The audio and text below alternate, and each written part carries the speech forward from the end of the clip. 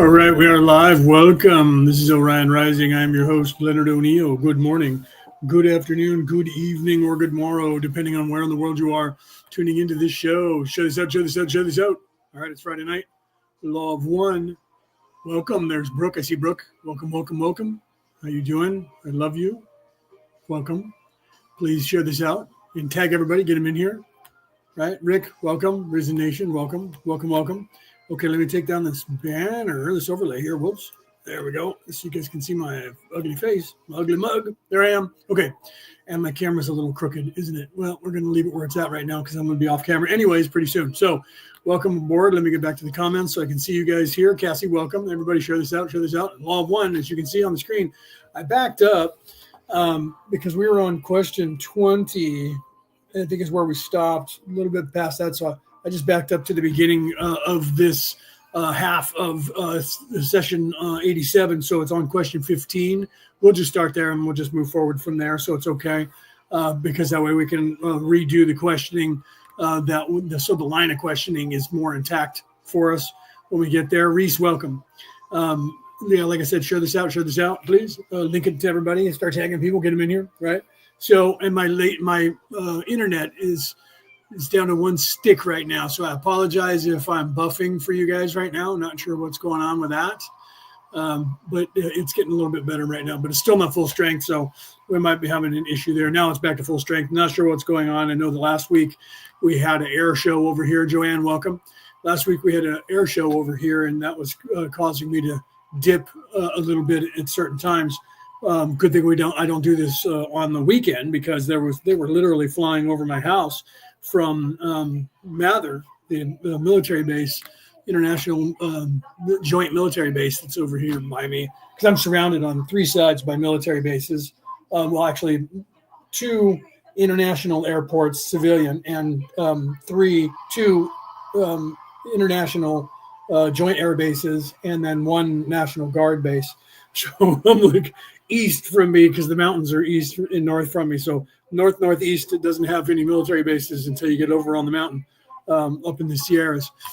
But otherwise, everything this way around me, behind me over here, which is south and west and north, is military and civilian in the valley here. Okay. And then really, literally less than 5 miles in a 5 mile radius, right? I think the SAC International is about 20 minutes away, almost 30 minutes away from here. And that's just because you got to drive through Sacramento to go out to the airport. Okay.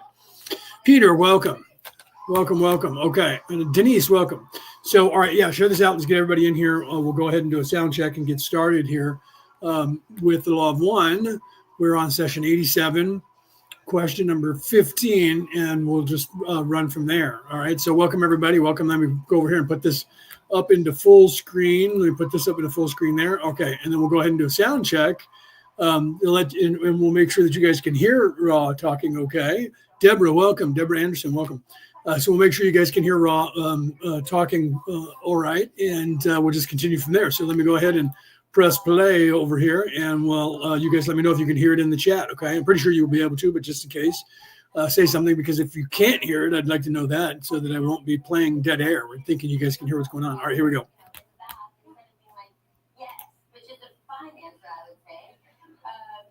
Question 87.15. Questioner, then assuming that a single negatively oriented entity is responsible for the recruiting of a harvested third density entity and adds its polarity to his negative polarity and power, what type of ability or what type of benefit is this and how is it used by the entity? Answer, I am Ra. The so-called pecking order is immediately challenged and the entity with increased power exercises the power to control more other selves and to advance within the social memory complex structure. Question 87.16. Questioner, how is this power measured? How is it obvious that this entity has gained this additional power? Answer, I am Ra. In some cases there is a kind of battle. This is a battle of wills and the weapons consist of the light that can be formed by each contender. In most cases where the shift of power has been obvious, it simply is acknowledged and those seeing benefit from associating with this newly more powerful entity aid it in rising within the structure. Question 87.17. Questioner, thank you. we noticed a possibility of confusion between the term mind, body, spirit, and mind, body, spirit complex in the last session. Were there a couple of misuses of those terms in shifting one for the other? Answer, I am Ra. There was an error in transmission. The use of the term mind, body, spirit should refer to those entities dwelling in third density prior to the veiling process. The term mind, body, spirit complex referring to those entities dwelling in third density after the veiling process. We also discover a failure on our part to supply the term complex. That flickering will settle down in a minute. I noticed it with this program that Matthew Moose used. Every now and then it would do this, and it would either be a little bit blurry or it would flicker a little bit, sometimes a little dim too, and then it would right itself as the program goes on. So this has always done this since all the way back in 2017 when I was using these videos then. So it'll work itself out in a minute. I apologize for that. It's not my technology, but I actually like this version best, and I have since I started doing the Law of One. Okay, let's continue here. When speaking of body after the veiling, please correct these errors. Also, we ask that you keep a vigilant watch over these transmissions for any errors and question without fail, as it is our intention to provide as undistorted a series of sound vibration complexes as is possible. This entity, though far better cleared of distortions towards the pain flares when prepared by those mental vibration complexes you call prayer, is still liable to fluctuation due to its pre-incarnative body complex distortions and the energizing of them by those of negative polarity. Question 87.18. Questioner, thank you. We will make the corrections asterisk. In the last session you made the statement that before the veiling, sexual energy transfer was always possible. I would like to know what you meant by it was always possible and why it was not always possible after the veiling, just to clear up that point. Asterisk, the text was corrected before publishing and now reads as it should. Answer, I am Ra. We believe that we grasp your query and will use the analogy in your culture of the battery which lights the flashlight bulb. Two working batteries placed in series always offer the potential of the bulb's illumination. After the veiling, to continue this gross analogy, the two batteries being placed not in series would then offer no possible illumination of the bulb. Many mind, body, spirit complexes after the veiling have, through blockages, done the equivalent of reversing the battery. Question 87.19. Questioner, what was the primary source of the blockages that caused the battery reversal? Answer, I am Ra. Please query more specifically as to the mind, body, spirits or mind, body, spirit complexes about which you request information. Question 87.20. Questioner, before the veil there was knowledge of the bulb lighting technique, shall we say. After the veil some experiments created a bulb lighting, some resulted in no bulb lighting. Other than the fact that information was not available on methods of lighting the bulb, was there some root cause of the experiments that resulted in no bulb lighting? Answer, I am Ra. This is correct. Question 87.21. Questioner, what was this root cause? Answer, I am Ra. The root cause of blockage is the lack of the ability to see the other self as the creator, or to phrase this differently, the lack of love. Question 87.22. See, so the veiling, when it happened, when we went from being unveiled, because originally everybody was unveiled, and then going to be veiled, and then having chaos involved, there were some problems that arose from that the creator obviously knew about, that people had to contend with. So when you became veiled, you didn't know that you were the creator, and most people don't to this day. On Earth, it's mostly, most of the people, let me put myself up in full screen so you can see me. Most of the people on the planet don't have any idea that they're more than just a flesh pain body. So it takes a lot for people, 7 to 10 lifetimes, because there are 7 chakras, to balance and go through all of those and illuminate that and illuminate yourself enough to become unveiled. To then start realizing that's why early on, Ra said, and you see this in most religions, where they're trying to tell you except for they were edited out from most, especially the Christianity and the Hebrew religion and almost all the other ones. It was edited out, but you find them in like the Dead Sea Scrolls and different scrolls when they find them from more ancient times, and when they dig them up and find them so they weren't edited yet, about them trying to tell you about the illumination and the like, and they immediately start talking about how you are in fact an immortal soul, and then beyond that you're actually part of the creator and that you're part of the creation of this place. I was just talking about this very thing, I think it was last night, talking about this very thing that if you look at history, the scientists have now figured out, archaeologists have figured out that we know in history that people, let me start back with that. We know in history that people in Central and South America, millions of people just disappeared off the face of the earth at a specific time. And then people forgot about them and didn't know they were there. But then the people started finding their dwellings that they had made, their cities and their ziggurats, their pyramids down there. And when the West came and found them, and they asked the locals down in Central and South America, Mexico, Central South America, who built those, they said it was these ancient people that are gone now. And everybody just assumed that they had a famine or something and they moved away. And the more they looked and the more they looked and the more they looked, the more they found information that they've kept quiet from the rest of the world, until just recently some people leaked that information out. Raw talked about that in 1982, actually. Raw talked about that in 1982, saying that there was a group of people that lived in Central and South America who were teaching the law of one to their people, and that they all ascended together. Okay, so you can say, and many have, that Carla made that up, right?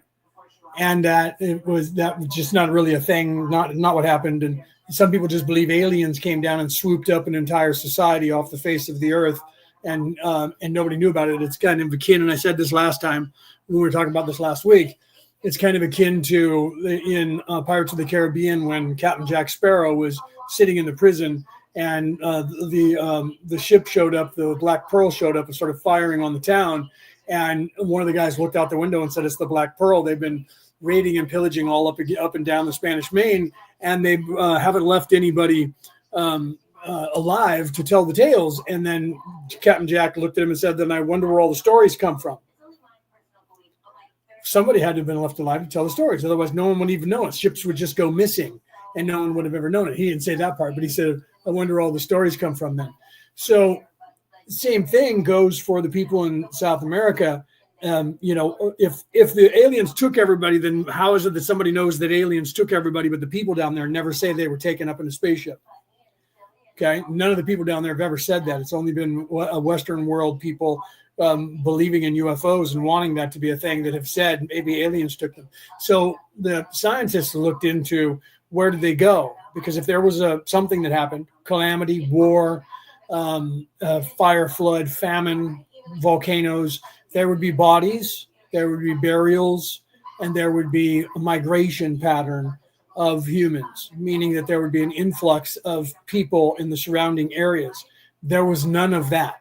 The literally almost, I think it was like 5 million people, 5 million human beings in a time when that was extraordinary. That would be akin to 386 million Americans disappearing off the face of the earth, just gone. Everything intact, just sitting there. Food on the tables. The fires are burning until they burned out. You know what I mean? Stuff is cooked on the ovens and the stuff being cooked on the stove.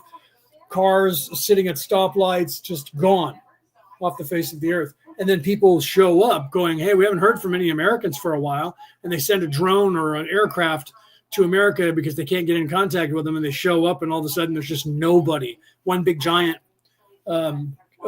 ghost town. The entire country of America. It would be akin to that many people today in the modern age disappearing all at once. And that's what happened.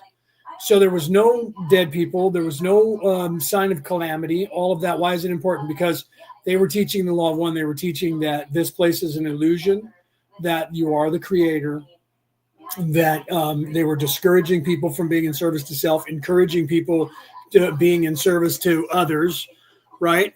That was, yeah, Brooke. Brooke said, yeah, we were just talking about that. Okay, I thought we were just talking about that last night. I couldn't remember for certain, but I'm almost positive that it was. So Brooke and I were just talking about this very thing last night. Thank you, baby. I love you. So, so literally, they just disappeared, and there is no influx. There is no migratory pattern. So they became unveiled together. Why is that important? Well, here we're talking about the sexual right energy and the lack of knowledge of knowing about it, and that only when you start learning about it do you gain that knowledge to then be able to heighten things that are going on, and that also aids with the ascension. When you do that, when a society starts doing that, Junior Captain Ramos, welcome. Shelly, welcome. Penny, I didn't say how do you either, did I? Penny, welcome. So here Ra's talking about that energy, and Dawn's asking about why is it that there was some of this energy, sexual right energy, that was diminished, and it was because of the veiling. So there was a time before when there was no veiling, and then the creator decided, I'm lazy. We need to change something because everybody knows that they're me. And because of that, everybody's taking their sweet ass time to ascend. So we need to change that. And then the veiling process was introduced to the multiverses. Okay. And in doing so, it diminished a lot of things. One of them being the knowledge of that sexual right energy that is exponentially more intense in a closer bonding between mates than is currently that you're capable of if you're veiled. Even though there's a lot of energy that is transferred from male to female at that time, and energy that's built up between the two during that time, especially if you know what you're doing and you're doing it on a time to build that energy up. If you're tracking, I'm not going to get involved in all of the religious aspects of that. But I used to teach it. So once you get into that ramifications of the physical body and the rituals that are involved in that energy can be really intense, and you can also create a super bond between a man and a woman at that time doing that. Literally, your souls almost merge like the Vulcan Ponfar that they do, or the mind meld that they do, especially the Ponfar, because that was in the Star Trek pantheon. If you've ever watched the television series, especially the old one from the 60s, I used to watch the reruns in the 70s going into the 80s when it became popular again and they made the movies. Ponfar was the sexual right energy of adolescence, when a male and a female were bonded for life and promised to be married.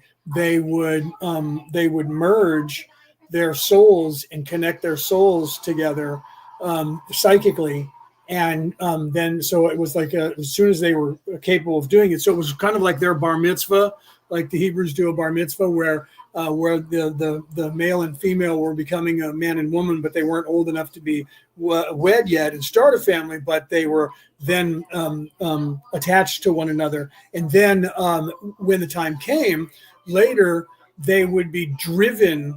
They would go crazy and insane because they were driven to find each other wherever they were in the universe. They would find each other and they would get together and mate because of that bonding. So they would do that, and they would bond, and then they would have to find each other no matter what, and they would go crazy. And even like, in fact, when Spock went through that, he actually took over the ship and was heading to Vulcan because he had to. And at first he didn't even realize he was doing it because it was a subconscious thing that was happening.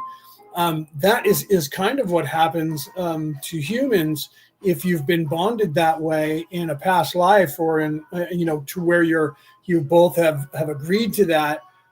You can ask Brooke about that, in between her and I about that. And I didn't ask her permission to talk about this, but I don't know that she would get upset with me if I did. If so, tell me to stop, and I will. But we've been bonded. We've been together in many, many, many lifetimes. So because of that, we as soon as we were able to find each other, which we were trying to do in this life, as soon as we were able to, thank you, Brooks kind of was killing time to make sure she was okay with this, because I didn't ask her permission I didn't realize I was going to go down this road right away when I rewound. Thank you, baby. So because we were already bonded before we got here. And then in every lifetime that we've had on this earth, we were driven to try and find each other, almost desperate. And then when we did find each other, we were just talking about this last night as well, where it's not like we're, even though we're apart right now in distance, because she's in Australia and I'm here in America right now, we don't feel like we're separated. We feel like we're just, like, if you go to work or something and you're down the street and you call up and you talk to your wife on the phone, or you have a video conversation with one another, we also don't feel like it's a brand new thing when you find each other in the life that you're currently in the physical body. There's some getting used to one another because you're in a new body, but there's a deeper connection that can't really be explained unless you meet somebody. And I hate to use the word twin flame or whatever they use here. You guys use some descriptions that sometimes mean the opposite. You don't realize that's what that means. And other times it doesn't really project that. We were just talking about that. We say it all the time in this language that we use, or we're both currently using English, but on the languages of Earth, the amount of love that you can feel for one another is inexpressible down here because the concept doesn't exist because of the veiling. So there aren't any words in the languages of this earth that you can describe the amount of love that you can feel for somebody on a soul level, not just a physical plane level, but on a spirit level. There is a love that is deeper and more intense that you can't feel that. And I'm telling you all of that, not because I'm like bragging or something. I'm telling you all of that because the sexual right energy is the same, and the bonding that happens when you're doing that, if you're doing it on purpose and you're making love and you do that, is intensely different than you can imagine. If you're just having sex with somebody, it's a physical thing and both parties aren't as vested. And then if you're in love, both parties are vested into that, and so it's better. But if your souls actually connect during that time period, and you're aware enough and awake enough to actually let your souls touch and merge at that point, it's way, way, way more intense that it happens at that time period. So it's a crazy. Rick said, "What's sex?" Right? I've heard of it. Yeah. I've heard of it, right? That's funny. What is that? What are you talking about? That's funny, Rick. So literally you have to realize that, but it was diminished with the veiling. So people lost the ability to merge the soul and have the soul touch with one another and activate that.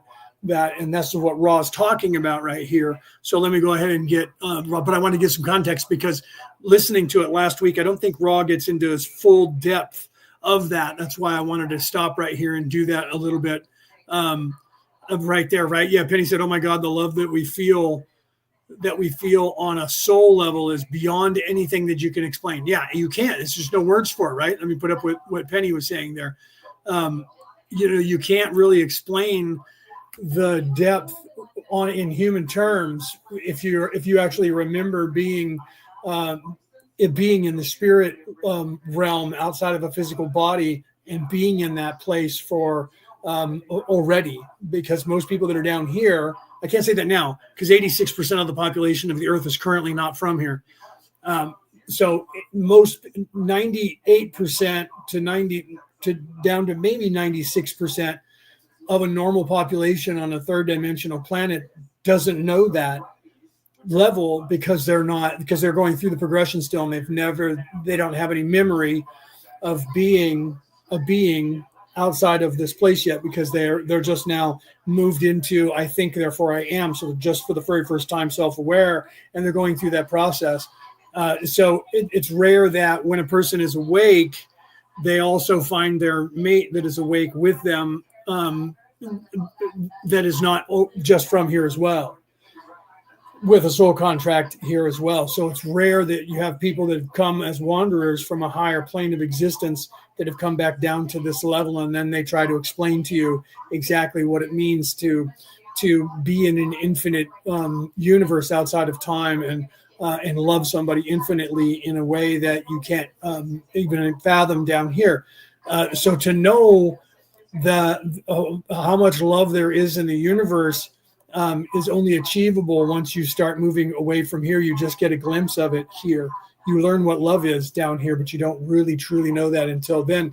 And then the higher up you go, the more you realize that it's even more and more and more intense in a way that can't be expressed down here. And it's just crazy. Okay. So getting back on point, and we'll start with raw again. So we have the sexual right energy that has been diminished through the veiling process.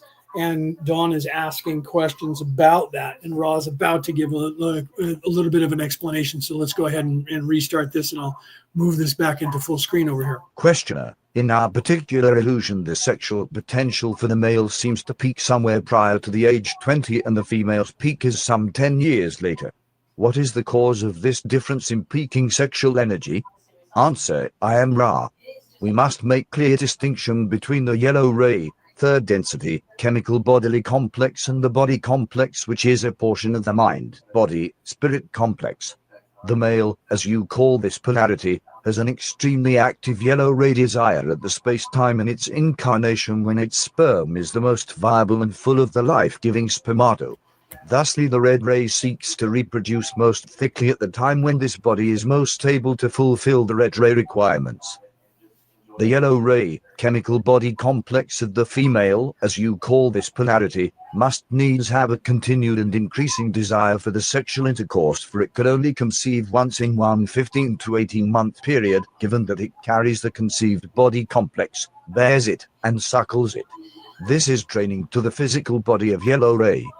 To compensate for this, the desire increases so that the yellow ray body is predisposed to continue in sexual congress, thus fulfilling its red ray requirement to reproduce as thickly as possible. The more, shall we say, integral sexuality or polarity of the body complex, which is a portion of the mind, body, spirit complex, does not concern itself with these yellow ray manifestations, but rather follows the ways of the seeking of energy transfer and the furthering of aid and service to others or to the self. Right. So you guys saw that I put it up on the screen, what Brooke said. But those of you listening on the MP3 broadcast, you don't get to see that or hear that. So Brooke said, even the sexual energy from a distance is beyond any other relationship that have been in, any other relationships have been in beyond. So yeah, it is literally even that for souls that are attached to one another. And it is so even at a distance, the sexual energy is still transferred back and forth between partners, and it's far more intense than anything else that you'll experience. If you're doing that, like, sexting or doing something like that, when you're talking to somebody on a phone or a video or something like that, as a normal human, that's going to be a turn on in and of itself. And I'm sorry, Brooke, I didn't ask, since you posted that. I just went ahead and started talking about that. So if you're doing that at a distance, normally as a human, that's going to be a turn on anyways. But you don't realize the how powerful that is when you have a soul attachment to somebody. That becomes exponentially, even then, that becomes almost as good. I would say probably at least as good as actual sex physically does for humans on this planet. Yeah, that's the only way that I can explain that, right? I'm getting into some details, baby. So I thought I would make sure you're okay with it. She says, "You're fine. I love you." So so the literally, doing that, even thinking about one another and doing that, back and forth. Let me turn the camera back on over here for those of you listening on the MP3 broadcast. You can't see that anyway, but so sex, normal physical sex, the feeling that you have and the attachment that you have and the euphoric effect and the the hormones that are released in your body during that time is the same for people who have a soul attachment at a distance, and then when they're physically together and they're not just doing it as a mechanical thing, and both people are actually vested and both people are in. That's even more intense because it's a closer bonding, because you don't just feel the body and what's going on, you actually feel the soul as well. So it's more intense. So just messing around on the internet or on a phone or something like that is at least as good as having actual sex with somebody physically, to the normal person of what they go through here. Whether you believe me or not doesn't matter to me. If you've ever experienced it or you ever do in your life, you'll understand it. But until then, you can't achieve that until you find a partner that is just as vested in you as you are them. And then you're both ascending either in service to self or in service to others at the same time, and becoming awake at that moment, and then doing those things. That's when you realize how intense that. But if you don't, you'll never experience that. That's why you have, like, I remember Dr. Ruth, whatever her last name was. She was the sex doctor that was famous over here in the United States for talking about sex forever. But some of the things that she was saying to people were thought were outlandish until they did them or tried them and did that stuff. And then they were like, oh my God, they didn't realize how intimate sex could actually be when you're not just having sex with somebody, that you're actually making love with them instead. And you guys probably didn't expect to come in here and get a lesson on that today, but that is what Raw's talking about. So let's go ahead and continue. But yeah, to experience that, you would actually have to put in the work, though, and both parties in the relationship have to both be willing to be working at that relationship, and then be in that place in a spiritual realm.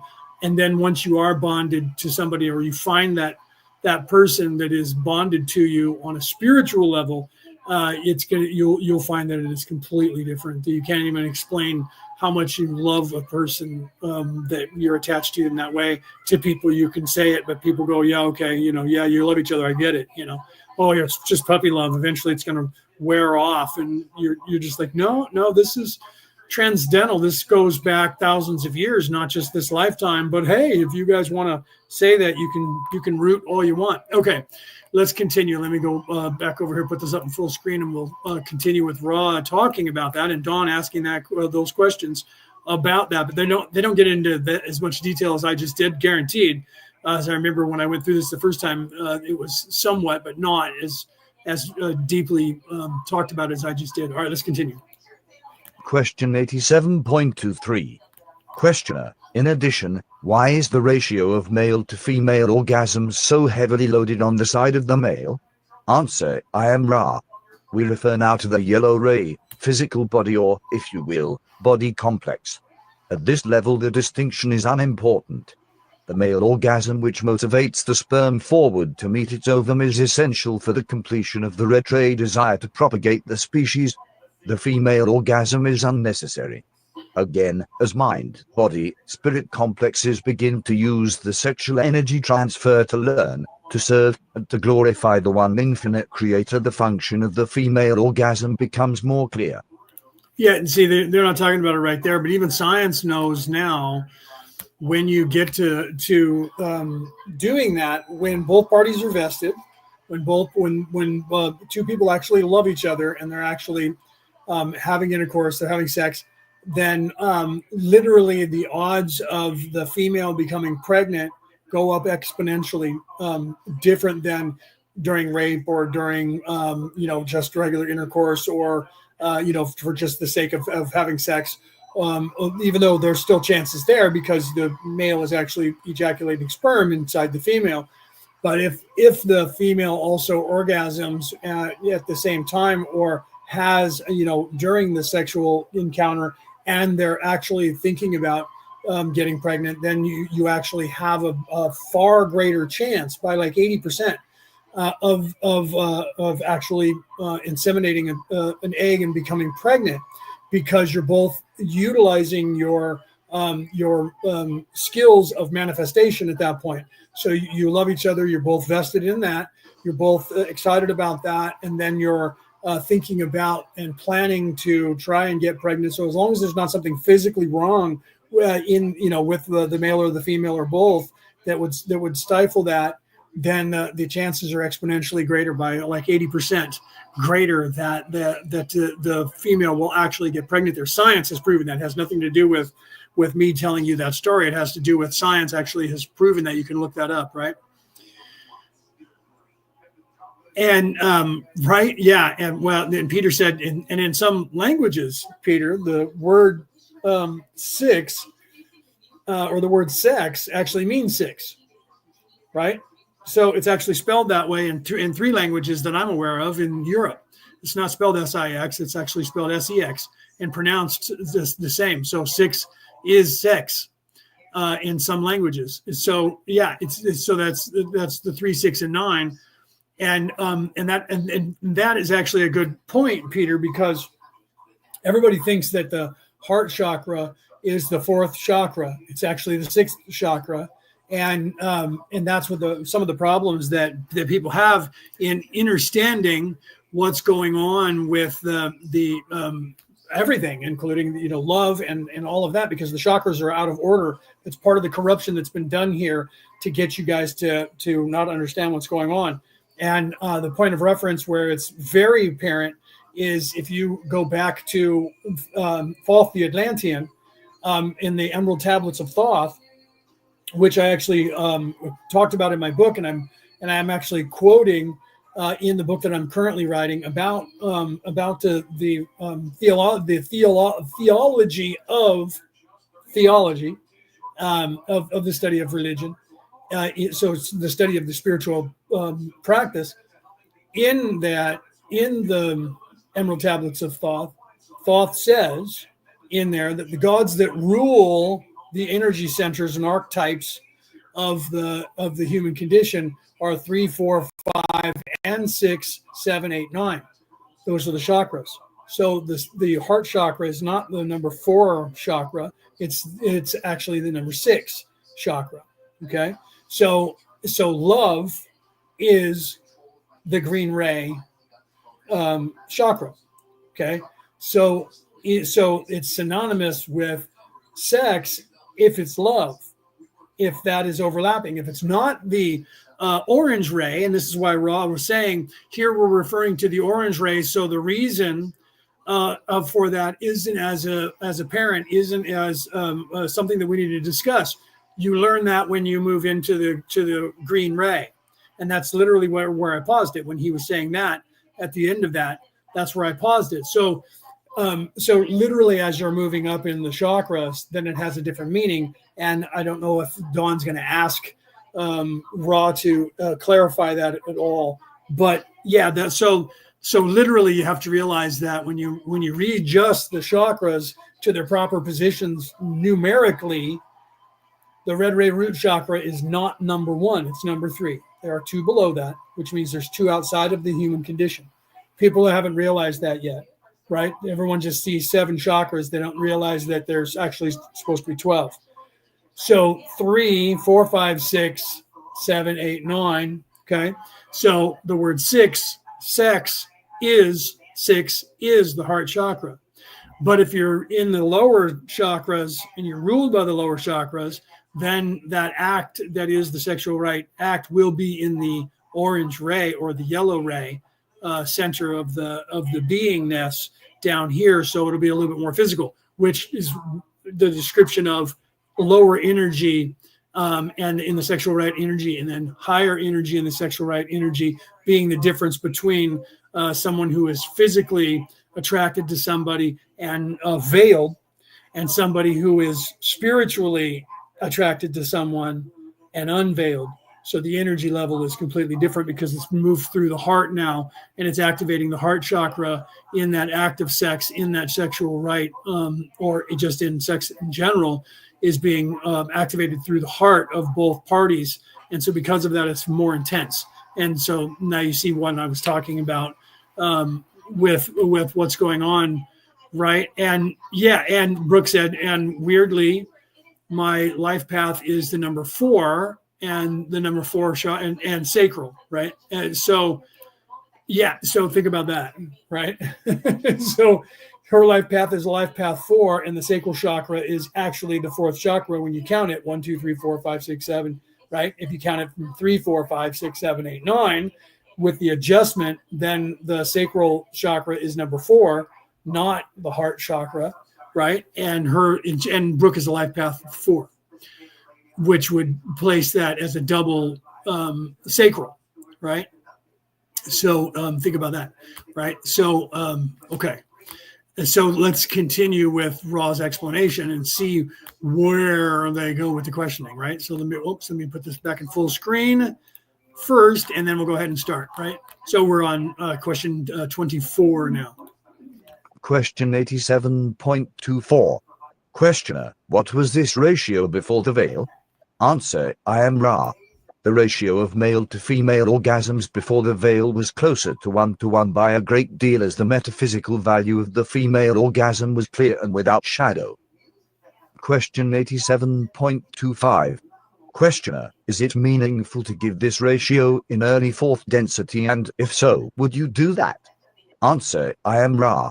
In many ways it is quite meaningless to speak of orgasm of male and female in higher densities, as the character and nature of orgasm becomes more and more naturally a function of the mind, body, spirit complex as an unit. It may be said that the veil in 4th density is lifted and the choice has been made. In positive polarities, true sharing is almost universal. In negative polarities, true blockage so that the conqueror obtains orgasm, the conquered almost never, is almost universal. In each case you may see the function of the sexual portion of experience as being a most efficient means of polarization. Question 87.26. Questioner, in our illusion we have physical definitions for possible transfers of energy. We label them as the conversion of potential to kinetic or kinetic to heat, and examine this with respect to the increasing entropy. Wait, before he continues with that question that he's saying, so there you're seeing that when you're unveiled, Ra just stated, when you're unveiled, the energy is exponentially greater between people during that sexual right sensation. So the orgasm is far more intense. Ra just literally said that. All right, let's continue with the questioning, line of questioning that Dawn's asking now. When we speak of sexual energy transfers and other more basic forms of energy, I am always at a loss to properly use, you might say, the terms, since I am not understanding, and possibly can't understand, the basic form of energy that we speak of. However, I intuit that this is the energy of pure vibration, that is, at the basic level of our illusion, that vibration between the space and time portion of the space-time continuum, and yet somehow is transferred into our illusion in a more basic form than that. Could you expand on this area for me, please? Answer, I am Ra. Yes. Snarky Ra, gotta love that. Very direct. Can you expand on this on this area for me, please? Yes. Would you do that? Love it. Question 87.27. Questioner, would you do that? Answer, I am Ra. You are correct in assuming that the energy of which we speak in discussing sexual energy transfers is a form of vibratory bridge between space-time and time-space. Although this distinction is not apart from that which follows, the which follows may shed light upon that basic statement. Due to the veiling process, the energy transferred from male to female is different than that transferred from female to male. Due to the polarity difference in the mind, body, spirit complexes of male and female, the male stores physical energy, the female mental and mental emotional energy. When 3rd density sexual energy transfer is completed, the male will have offered the discharge of physical energy. The female is, thereby, refreshed, having far less physical vitality. At the same time, if you will use this term, the female discharges the efflux of its stored mental and mental emotional energy, thereby offering inspiration, healing, and blessing to the male, which by nature is less vital in this area. At this time, may we ask for one more full query? Question 87.28. Questioner, why is the male and the female nature different? Answer, I am Ra. When the veiling process was accomplished, to the male polarity was attracted the matrix of the mind, and to the female, the potentiator of the mind, to the male the potentiator of the body, to the female the matrix of the body. May we ask if there are any brief queries before we close this working? See, so you have to realize that, okay, so when let me reread that, right? You can see it on your screen there. When the veiling process was accomplished, to the male, polarity was attracted to the matrix of the mind, and to the female, right? So the potentiation of the mind to the male, the potentiator of the body, to the female, the matrix of the body, right? So you have to realize that you had the masculine and feminine energies, the Kundalini Kunda buffer energies, in every way. So the female embodied the emotional, the healing, and the nurturing, whereas the man embodied the physical, warlike aggression, archetypes. So the personas, so the as above, so below, as within, so without, as below, so above. So you have now the masculine and feminine energies, and then because of that, the masculine, puts his penis into a woman. That's aggressive. It's an aggressive act, and then the male has to ejaculate sperm into the woman, and then that sperm finds the egg and fertilizes the egg to start the process of creating a child. So that's very masculine, and the female is the receiver, the receptacle of that, and the nurturer and the caregiver. So it's playing out on a physical plane is it the same way it's playing out on the archetype plane, the same way that it's playing out on the spiritual plane, that the energies of the male and female have the complete archetypes. And that's the balance that helps to achieve all of that. And that's why that is done the way it is. And that's what Ross trying to explain when he said, why does the man, give energy to the woman? Because the man is giving the sperm to the woman, and she is accepting that and then creating, using that to create. So the energy has to be transferred to the woman from the man, as the essence of the God is being implanted into the female, and she's accepting that as the goddess and then creating.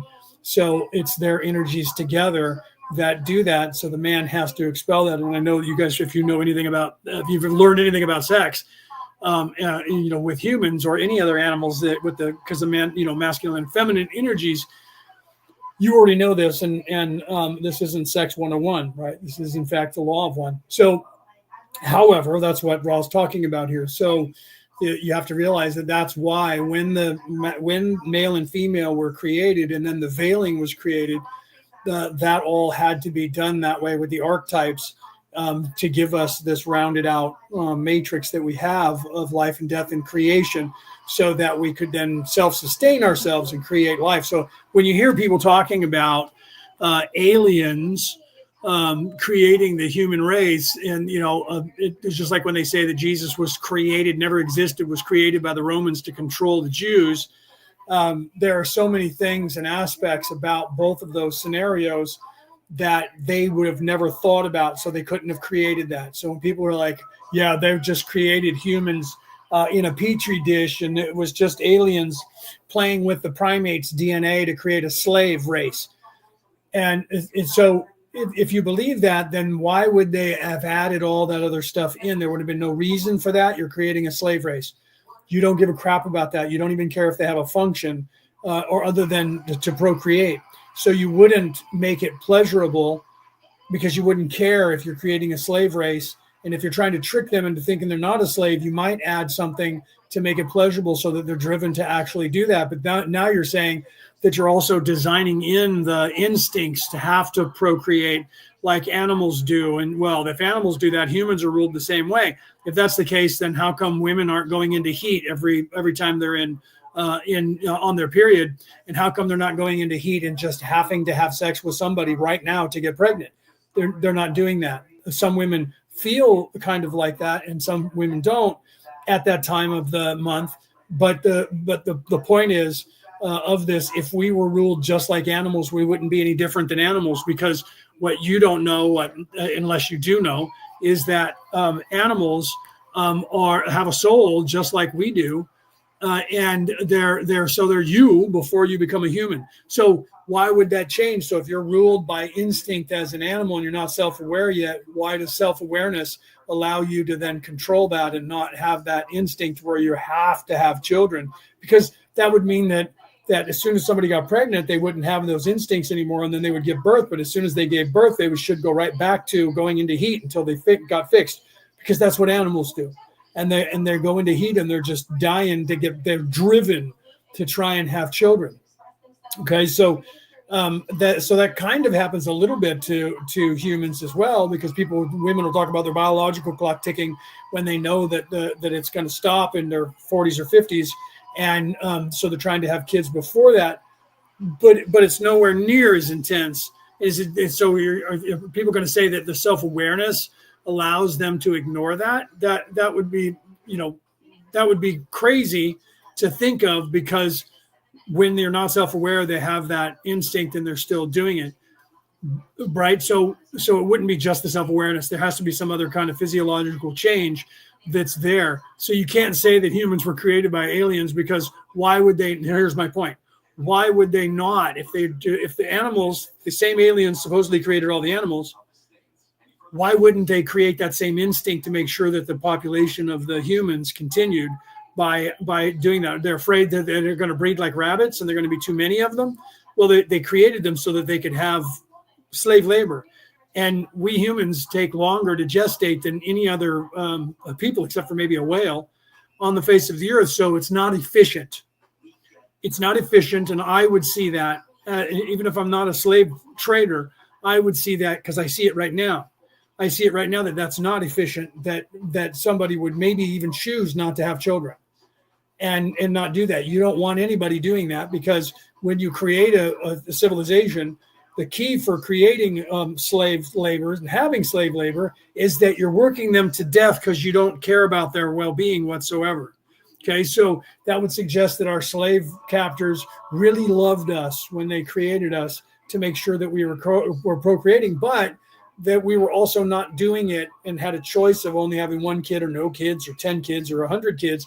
And so that would be a lousy way to create slaves, because it takes a very long time for the slave to grow up and be able to be a slave. Even if you have child labor, you're going to kill the children quicker, so they're not going to get old enough to breed. So the human genome is very inefficient if it was created as a slave. It was a terrible job. Whoever created it needs to be tried and put on prison and executed, because they created something that is not really sustainable. You have to have a large population to have slaves, because if you have a small population and you don't treat your slaves right and keep them alive, they're not going to live long enough to have kids, and their kids aren't going to live long enough to have kids. Okay, so if I were creating a slave population, they would breed like rabbits, because then you can work them to death and it doesn't matter. You just need to keep some of them around to have more kids. And then what you do is you just have birthers. You have women who their job is just to have children. Okay, and that's kind of what they do now, because they don't have any choice, right? You guys just don't know about it because you don't want to see it, but there's slave labor on the planet, and that's what they do. They kidnap women and they have them just giving birth to children until they're worn out, like you would a chicken, and then they get rid of they kill the person off.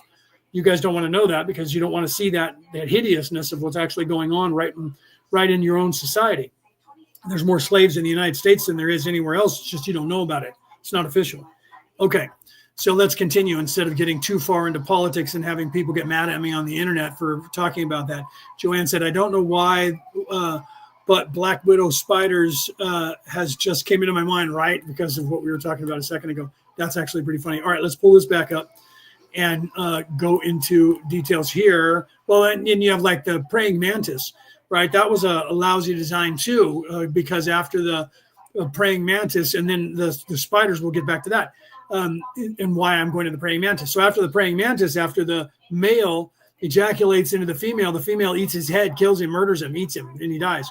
And then the same thing happens with the spider. Some spider species, when the man impregnates the female kills him, and then lays the eggs in his body for the kids. Yeah, so think about that. All right, let's continue. Question 87.29. Questioner, is there anything that we can do to make the instrument more comfortable or to improve the contact? Answer, I am Ra. We shall find the suggested readjustment of the sensor helpful. The alignments are good. You have been conscientious, my friends. We leave you now in the love and in the light of the one infinite creator. Go forth, therefore, rejoicing merrily in the power and in the ineffable peace of the one infinite creator. Okay, so this time I made sure to queue it up so that it should go to the next session by itself, so I don't have to go and click on it. Last time I didn't queue it up in the right queue to have it do that. So yeah, see, so this is the Law of One, May 29th, 1982. I am Ra. 88. I greet you in the love and in the light of the one infinite creator. We communicate now. Question 88.1. Questioner, could you first please give me the condition of the instrument? Answer, I am Ra. The physical complex energy deficit is considerable at this space-time. There has been also a significant loss of the vital energies. However, these energies are still well within the distortion you may call strength. Question 88.2. Questioner, of all of the things that you have mentioned before for replenishing these energies, at this particular space-time, which would be most appropriate for the replenishing of both of these energies? Answer, I am Ra. As you know, there are many factors which contribute to the aiding of the strength distortions and the amelioration of distortions towards weakness in this instrument. We suggest to each that those many things which have been learned be conscientiously applied. We would single out one physical distortion for discussion. The fourth density negative minions which visit your group at this time are energizing a somewhat severe complex of imbalances in the manual appendages of this instrument and, to a lesser extent, those distortions of the thoracic region. We suggest care be taken to refrain from any unnecessary use of these appendages. As this instrument will not appreciate this suggestion, we suggest the appropriate discussion. Question 88.3. Questioner, I assume from this that our fifth density negative companion is still on R&R, is this correct? Answer, I am Ra. Your fifth density companion is not accompanying you at this time. However, it is not resting. Question 88.4. Right, so if you guys remember, if you were here last week or if you read the books before, you know that their fifth density assassin was trying to kill Carla to disrupt things, to stop the communication between Ra and her, or kill anyone in the group as well. And eventually, Dawn did end up with colon cancer, and eventually he ended up killing himself, shot himself in the head, and died in 1984. And it did sever forever Carla's ability to communicate with Ra. So from that point on, Carla was able to communicate with many other beings, but never the hive mind complex calling themselves Ra. However, they are still around because they are part of the Galactic Council. Some of you know them as the Orion Council of Light, and down here we are the Orion Coalition of Light. Down here on the planet, or just the Orion Coalition, with the Orion Coalition of Light in the physical, and the Council attached to the Galactic Council, whatever you know that as, the Council of Venus, the Council of 10, the Galactic Council, in any case. So the assassin was trying to kill Carla, is still around. There are more than just that one, and they do try to eliminate anyone who is trying to communicate this kind of information to the general population of this earth from the fifth density, sometimes in the third and sometimes in the fourth, and trying to make things look like accidents to where you die mysteriously, or you just die and they go, oh yeah, the appendix burst or something like that happens, and it looks normal, stroke, heart attack, whatever it is, and it looks normal. But if on an astral level, I never believed that at first until other people were actually telling me that was happening. I told that story about being in the hospital, having to have an emergency surgery, and then having a psychic who was on the east coast of the United States appear before me in the operating room, and I thought I was just under, the gas, about ready to go unconscious. And I thought that's weird that I brought her into my, falling asleep right then, only to have afterwards, after I got out of recovery and was back in my room, my cell phone to ring and for her to call me from New York. I was out here in California. Call me from New York and ask me if I remember seeing her in the operating room before I went out from the gas. And I said, yeah, I thought that was a dream. She said, no, they were trying to murder you. They were trying to kill you. They were trying to assassinate you. And I was called in to defend you, to stop them from doing that. And I brought people to defend you against the assassins trying to kill you on the operating table and make it look like you just died on the operating table. And I was like, wow, okay, so that is a thing. And she was like, yeah, no, they were trying to kill you. And I'm glad that you're okay. I just want to let you know, yes, that really happened. That was me. It wasn't a dream. Okay, let's continue here. Questioner, is the sensor that we have provided all right? It does go out prior to the end of the session. Would it be better if it did not go out prior to the end of the session? Answer, I am Ra. The new configuration of the sensor is quite helpful to the more subtle patterns of energy surrounding these workings. It would be helpful to have a continuously burning amount of sense. However, the difficulty is in providing this without overpowering this enclosure with the amount of effluvium and physical product of combustion. Having to choose betwixt allowing the sensor to finish its burning and having an overabundance of the smoke, we would suggest the former as being more helpful. Question 88.5. Questioner, the instrument has mentioned what she refers to as bleed-through or being aware during these sessions sometimes of the communication. Would you comment on this? Answer, I am Ra. We have the mind, body, spirit complex of the instrument with us. As this entity begins to awaken from the metaphorical crib of experiencing light and activity in our density, it is beginning to be aware of the movement of thought. It does not grasp these thoughts any more than your third density infant may grasp the first words it perceives. The experience should be expected to continue and is an appropriate outgrowth of the nature of these workings and of the method by which this instrument has made itself available to our words. Question 88.6. Right. So literally, when you first delve into that concept of communication, some of you out there, some of you in the audience have also expressed using light language and speaking in light language and not realizing it. That happens because communication from soul to soul is not done in English. It's not done in any language that's down here on this earth.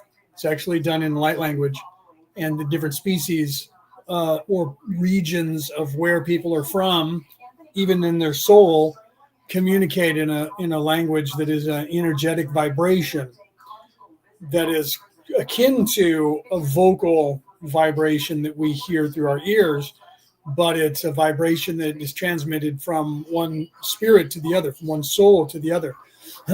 So it communicates an entire concept of thought to one another, and that sometimes people start picking up on, and then they start saying things down here in the light language, and it starts coming through in different ways that doesn't sound like any language that we have down here, because it's as close a sound that we can make to what's going on in the thought processes of our soul.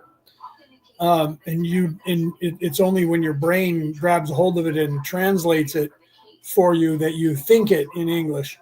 But the concept comes in before that, and that's part of the ascension process, or I should say part of the ascension process is recognizing that part of yourself that happens during just prior to a thought that you have, that you become aware of your higher self actually coming up with the entire concept and communicating the entire concept, and then the brain, your physical brain, grabs a hold of it and translates it and thinks it into words.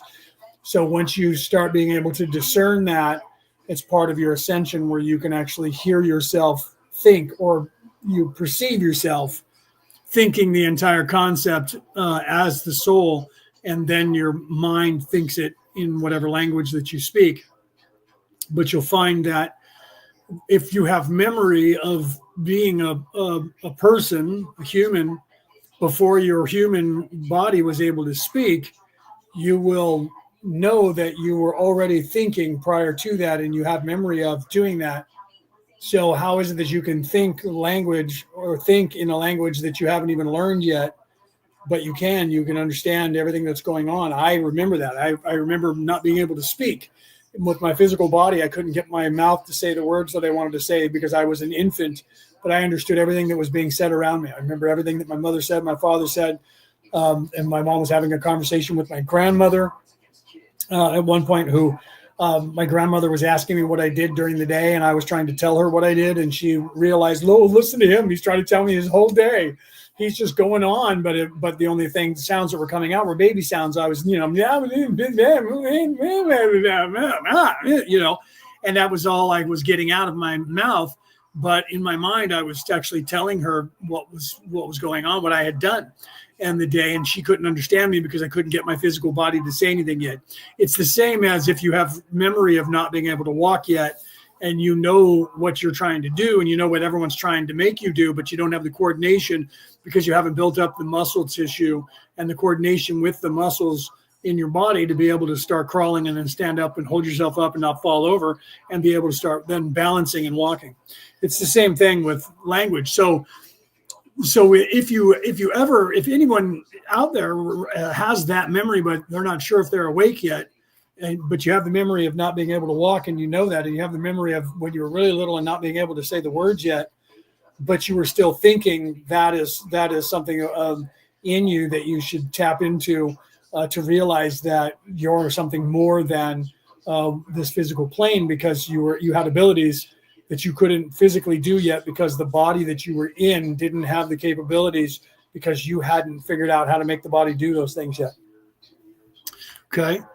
So, yeah, right. So Cassie said, I remember being in the womb and understanding as well what was going on. Yeah, I was in the womb and I was telling my mother to read more scientific research. My mother, if she were capable of giving you this information, she did when she was younger, but now she's, she has dementia, so she doesn't speak much anymore at all. But she used to tell the story that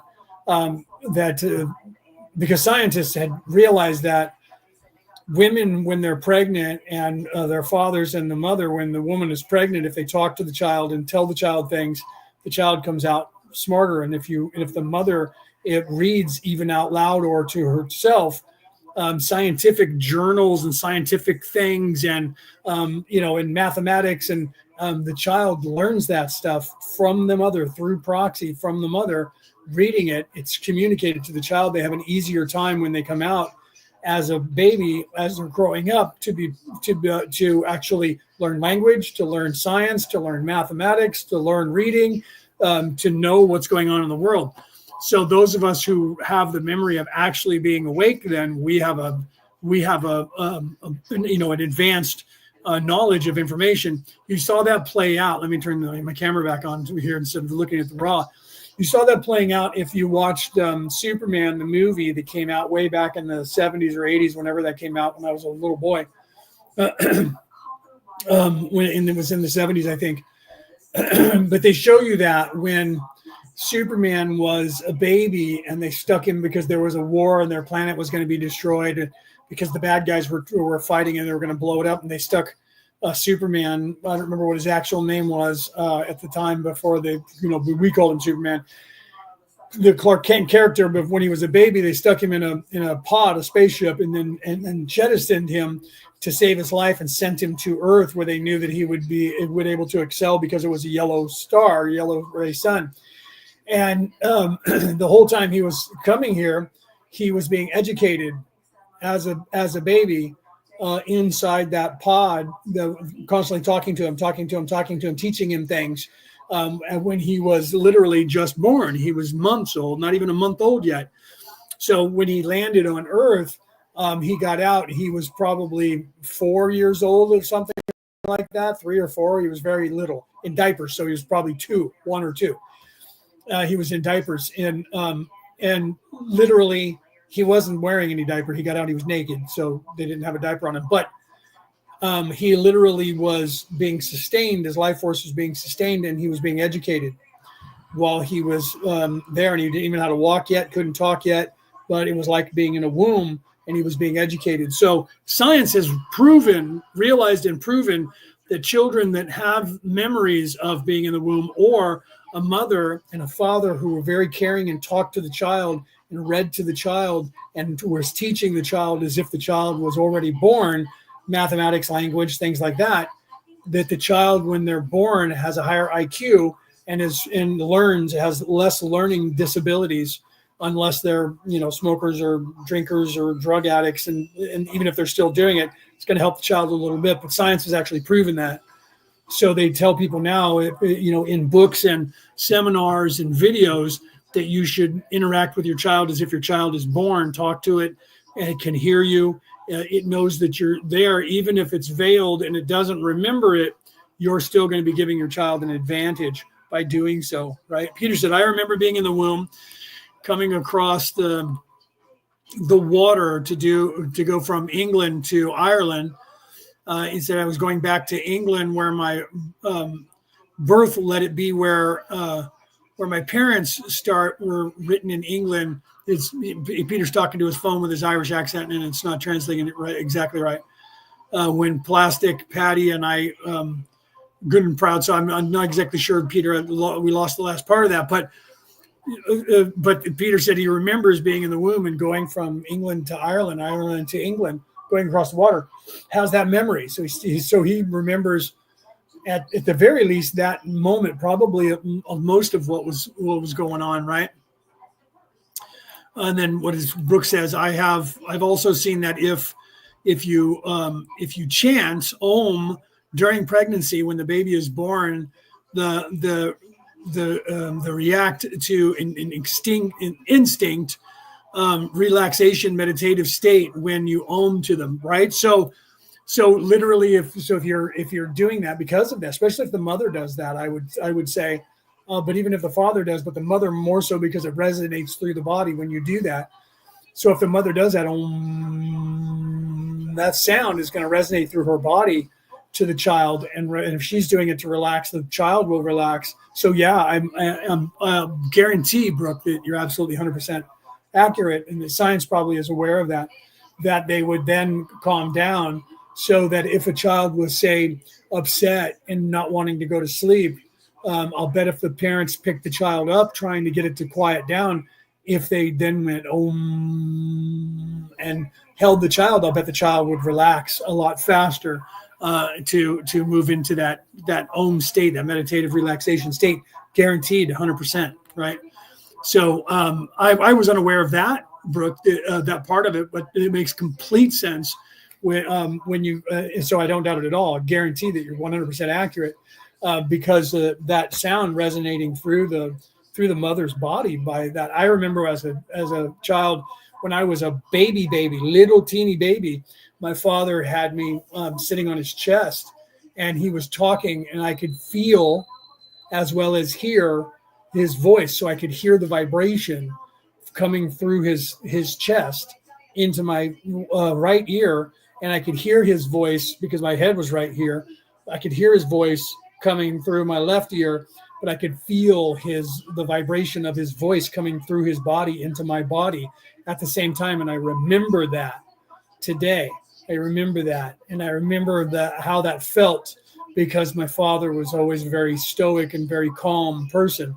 And he was talking to somebody, and I was sleeping on his body. And I remember I wasn't actually asleep, and I was just laying there on his chest while he was talking. And I remember him talking. I remember what he was saying, but I could feel the vibration coming from his body.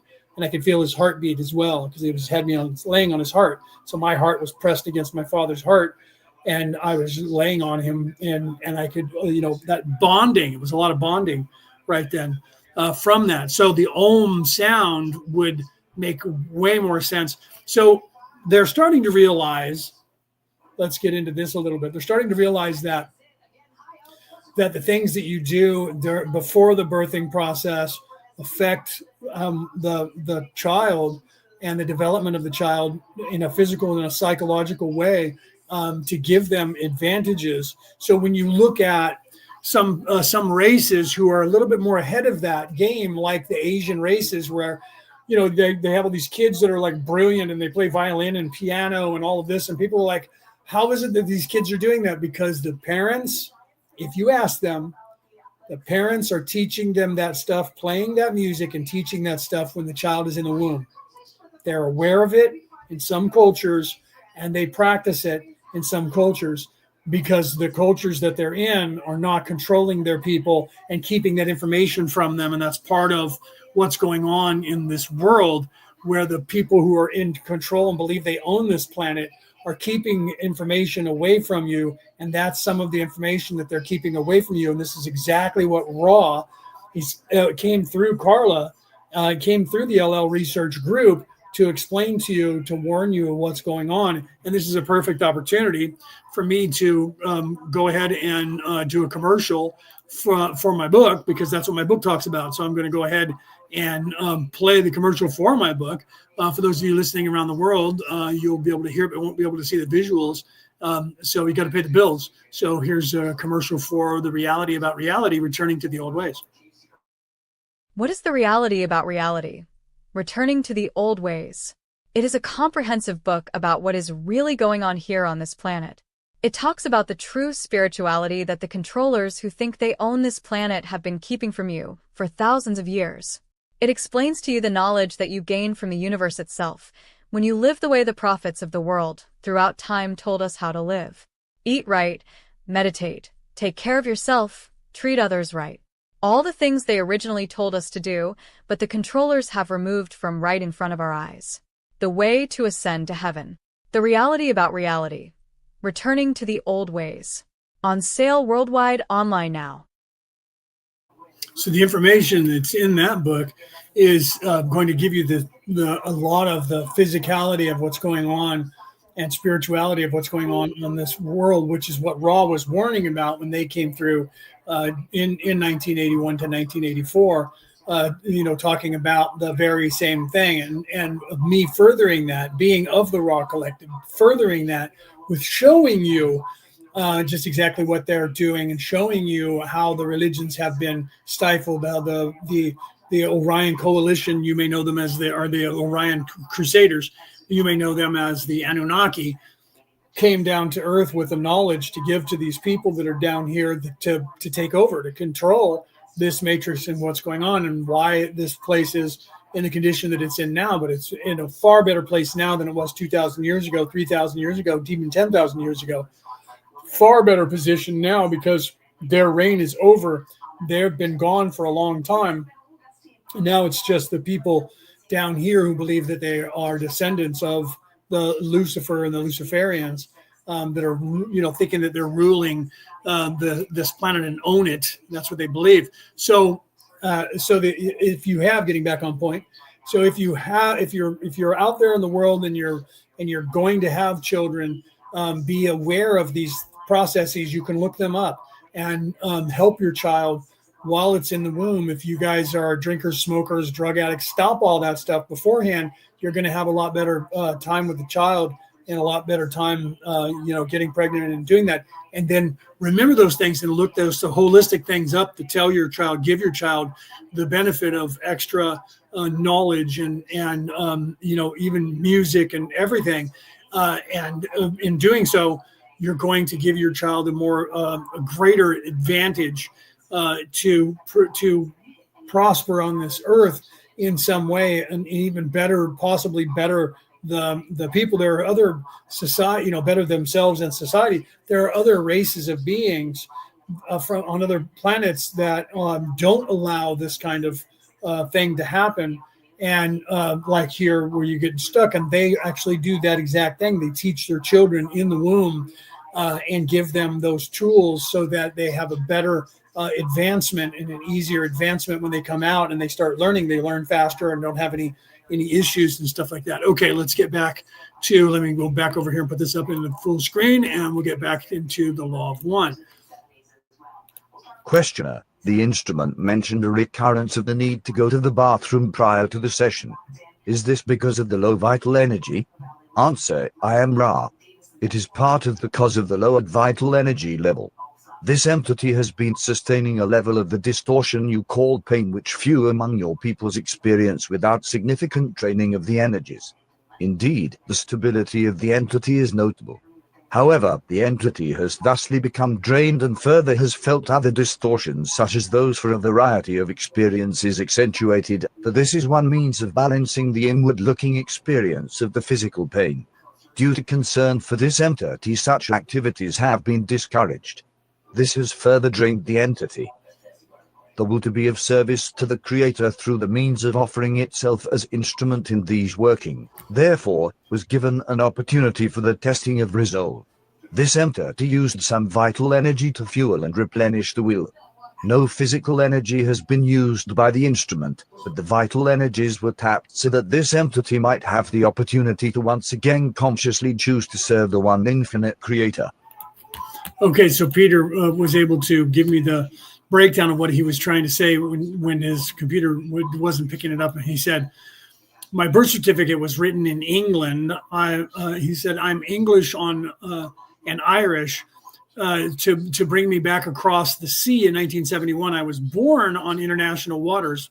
But back then, if you were born on international waters or on the sea, he said that to bring you back to your last destination, that's what he meant. So he was saying that, and he remembers that when he was in the womb, he remembers going from getting the paperwork in England and coming back to Ireland and being born in international waters. He remembers that happening, and then he became a citizen when he landed. So he was over in Ireland, and he became a citizen when he got there. Back then, you could do that. Well, that's the same with the United States. If you're born to, on a vessel, say, that's owned by the United States, and your parents are Americans, but you're in Japan, or you're on a military base in Japan, you're still an American citizen, and that's how they do that, even in the United States. So my buddy Paul, who is deceased now, he was born in Japan, but he was born in a hospital on a ship, an American vessel, because his mother and father were in the Navy. So he was born in Japan. They were stationed there, but he was born to American parents, and he was born on American territory. And because he was born to American parents and they were in the military overseas serving the United States, he was automatically a United States citizen. And then when he came back home to the United States, then that made it even more apparent. Yes, they're not, didn't keep him overseas. But he was technically born in Japan, right? But he wasn't Japanese because he was born on American soil there. But he could have been Japanese had he been born in a Japanese hospital.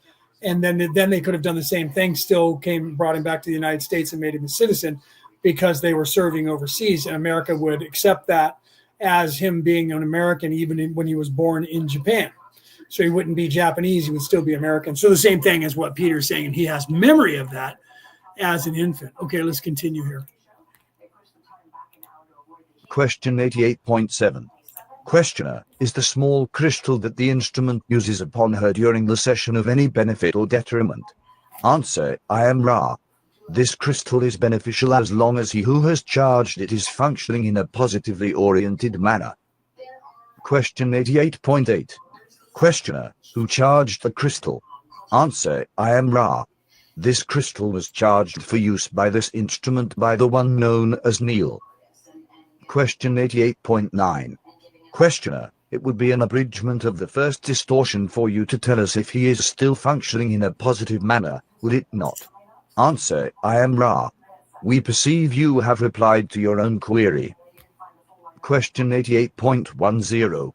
Questioner, our publisher requests pictures for the book, The Law of One, that is going to press at this time. Would you comment on the advisability, the benefit, or detriment, magical or otherwise, of us using pictures of this particular setup, the instrument, and the appurtenances in the book? Answer, I am Ra. The practical advisability of such a project is completely a product of your discrimination. There are magical considerations. Firstly, if pictures be taken of a working, the visual image must needs be that which is, that is, it is well for you to photograph only an actual working and no sham nor substitution of any material. There shall be no distortions which this group can avoid any more than we would wish distortions in our words. Secondly, it is inadvisable to photograph the instrument or any portion of the working room while the instrument is in trance. This is a narrow band contact, and we wish to keep electrical and electromagnetic energies constant when their presence is necessary and not present at all otherwise. Question 88.11. There is pictures on their website, not when they were actually doing a session, but when they were getting ready to. I have on my Facebook page, if you go back in my photos, but you'll have to go back to like 2017, 2018 in my photos, but there's pictures of Carla laying in the bed. They're in black and white, laying in the bed with her, laying there with the covers over her, and the little cassette recorder sitting on her chest with a little microphone sitting there to record what she was saying. And she's laying there with her eyes closed with the stuff behind her, the little altar that they made with the Bible and the incense and the candles and stuff behind her. So you can see that if you go to their website, you can see the pictures of that. And I believe that those were also printed in the books. I never read that. I never actually had the books, the physical copies of the books to read, but I did read, all of them. And then I did them with this as well, but I never owned the actual physical books. Okay, let's continue. But you can see photos, they're online, of Carla back then when she was channeling Ra. Questioner, I'm sorry. Go ahead. If you meant to continue, continue. If not, I'll ask a question. Answer, I am Ra.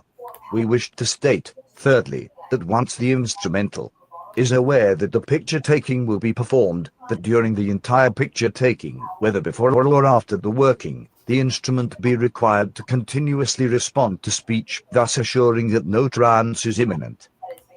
Question 88.12. Questioner, from what you have told me, then, I have planned the following. We will, after the session is complete and the instrument has been awakened, and before moving the instrument, have the instrument continually talk to us while I take pictures. In addition to this, I will take some other pictures as requested by the publisher. Is this the optimal filling of this requirement? Answer, I am Ra. Yes. We ask that any photographs tell the truth, that they be dated and shine with a clarity so that there is no shadow of any but genuine expression which may be offered to those which seek truth. We come as humble messengers of the law of one, desiring to decrease distortions. We ask that you, who have been our friends, work with any considerations such as above discussed, not with the thought of quickly removing an unimportant detail, but, as in all ways, regard such as another opportunity to, as the adeptmost, be yourselves and offer that which is in and with you without pretense of any kind. Question 88.13. Questioner, thank you. I would like to ask you as to the initial production of the tarot, where this concept was first formed and where the tarot was first recorded. Answer, I am Ra. The concept of the tarot originated within the planetary influence you call Venus. Question 88.14. Questioner, was the concept given to or devised for a training tool for those inhabiting Venus at that time, or was it devised by those of Venus as a training tool for those of Earth? Answer, I am Ra. The tarot was devised by the third density population of Venus, a great measure of your space-time in your past. As we have noted, the third density experience of those of Venus dealt far more deeply and harmoniously with what you would call relationships with other selves, sexual energy transfer work, and philosophical or metaphysical research.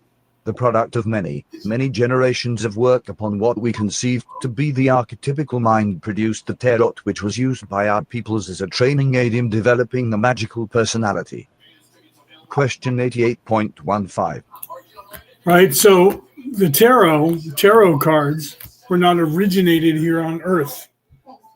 They were originally developed in this solar system on the planet Venus, when the planet Venus had human or had third dimensional beings on it. They don't currently anymore. Venus only has, I think it's 7 and 8. So it was a very, very long time ago when that planet was in a cycle to where third dimensional beings like on Earth, were on that planet. And that's where in this solar system, that's where the tarot cards originated. And eventually some of the souls from there ended up down on Earth, and they brought that information with them down on Earth.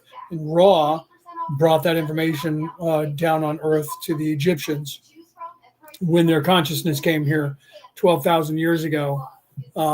During that time period, they gave that information to the Egyptians, who then wrote made the tarot cards. And one of the oldest versions, Reese, if he's still here because he was here earlier, Reese has just currently bought one of the older versions of the tarot cards on the Earth. He had a deck a long time ago because Reese has been following me. He and I have been friends since 2017 when I first started doing the tarot deck, and he found one of the older, I think it was older than the ones he has now, and he had it and then it disappeared. He doesn't know what happened to it. So he went out and found another very old version of the deck, expensive too. By the way, I haven't gotten one yet, but I want to get a deck just like that one, a really old one, and they're expensive. And he had one of those that are one of the first versions of the tarot cards that were created on, and replicas of it. Of course, not one of the actuals, because that'd be worth a lot of money. But Reese has that. So originally the tarot cards were invented by repeat this, invented by third dimensional beings on the planet Venus, when that planet sustained third dimensional life forms, which we do here now, but we didn't then at the time. Okay. And that information came here with members that were on Venus at the time. And that is currently where the Galactic Council is there on Venus currently. But it's actually a fifth dimensional, sixth dimensional, seventh dimensional, and some eighth dimensional beings that are part of that Galactic Council that's there. So it's out of phase with us. We could go to Venus right now and we wouldn't be able to find any of those civilizations because they're at a higher vibration than we are. They're actually at a slower rate of speed because the vibration of the third dimension is closer to the speed of light than any other vibration. So here was the first place we're self-aware, but our vibration is super fast. And because of that, that's how we have past, present, and future separated. You're actually slow down, right? Right? Yeah, Reese is still here. It's amazing how long ago tarot is from. Yeah. So we're talking millions and millions of years, maybe even billions of years, hundreds of millions of years ago when that was created. And there was human life millions of years ago. They've proven it. I haven't vetted it, but I've seen videos where they talk about finding people in different places buried. There's a couple of them, and I haven't fully vetted to find out but I can tell you the theory of it, what they claim. I don't know. Like I said, I don't know if it's been ever really truly vetted, but some people say yeah. But they found a female buried in the ground in, I think, Russia, and she was inside of a sarcophagus, and they could see her in the sarcophagus, and she was very beautiful, young, in her 20s, humanoid, bipedal, blonde hair, blue eyes, really pale skin. But they think her eyes were blue because her eyes weren't open, but they think because she had every look of a Nordic, and she wasn't really tall, but she was wearing garments that were very beautiful and shiny, but we had never seen, not in a fabric that we know. And they dated where she was to 5 million years ago. Okay. And, pardon me. And they decided to open up the sarcophagus so that they could get a look at her and test her and all that stuff to find out what was going on. She was in this pink liquid. I think they said it was a pink liquid. She was submerged in that. And when they opened up the sarcophagus to actually expose her to air, she immediately withered right before their eyes. And I don't think she turned to dust, but she withered away. And it was hard for them to test her DNA, but they were able to figure out that She was a humanoid, and she was at least 5 million years old. And she wasn't the only body buried like that. So they don't know for certain if there was a civilization on Earth, but they do know that people were buried here because they found at least 3 or 4 other sarcophagi as well with humans in it. A male, I think 2 men, at least two men, 2 women, and I'm not sure about the 5th one, whether it was a man or a woman, but at least 2 and 2 more. So there was 5. So it was at least 2 women, 2 men, including her, but I don't know what the other one was that they found. But they have those, according to what I heard and read, they didn't open the other sarcophagi because they were knowing that the chances are the same thing would happen. But they were dated. One was dated to 11 million years ago. So they don't know for 100% certainty that there were civilizations on Earth then. But there are other things like that hammer that they found, and a few other things that they found that were inside of rock that was dated to 2 to 5 million years ago. And so that item shouldn't have been there, even if it was an item from the modern time that got caught in a volcano and didn't get burnt up and ended up with rock around it, or fell down a crevasse, a crack in the earth and ended up getting smooshed into something, and then somebody finding it.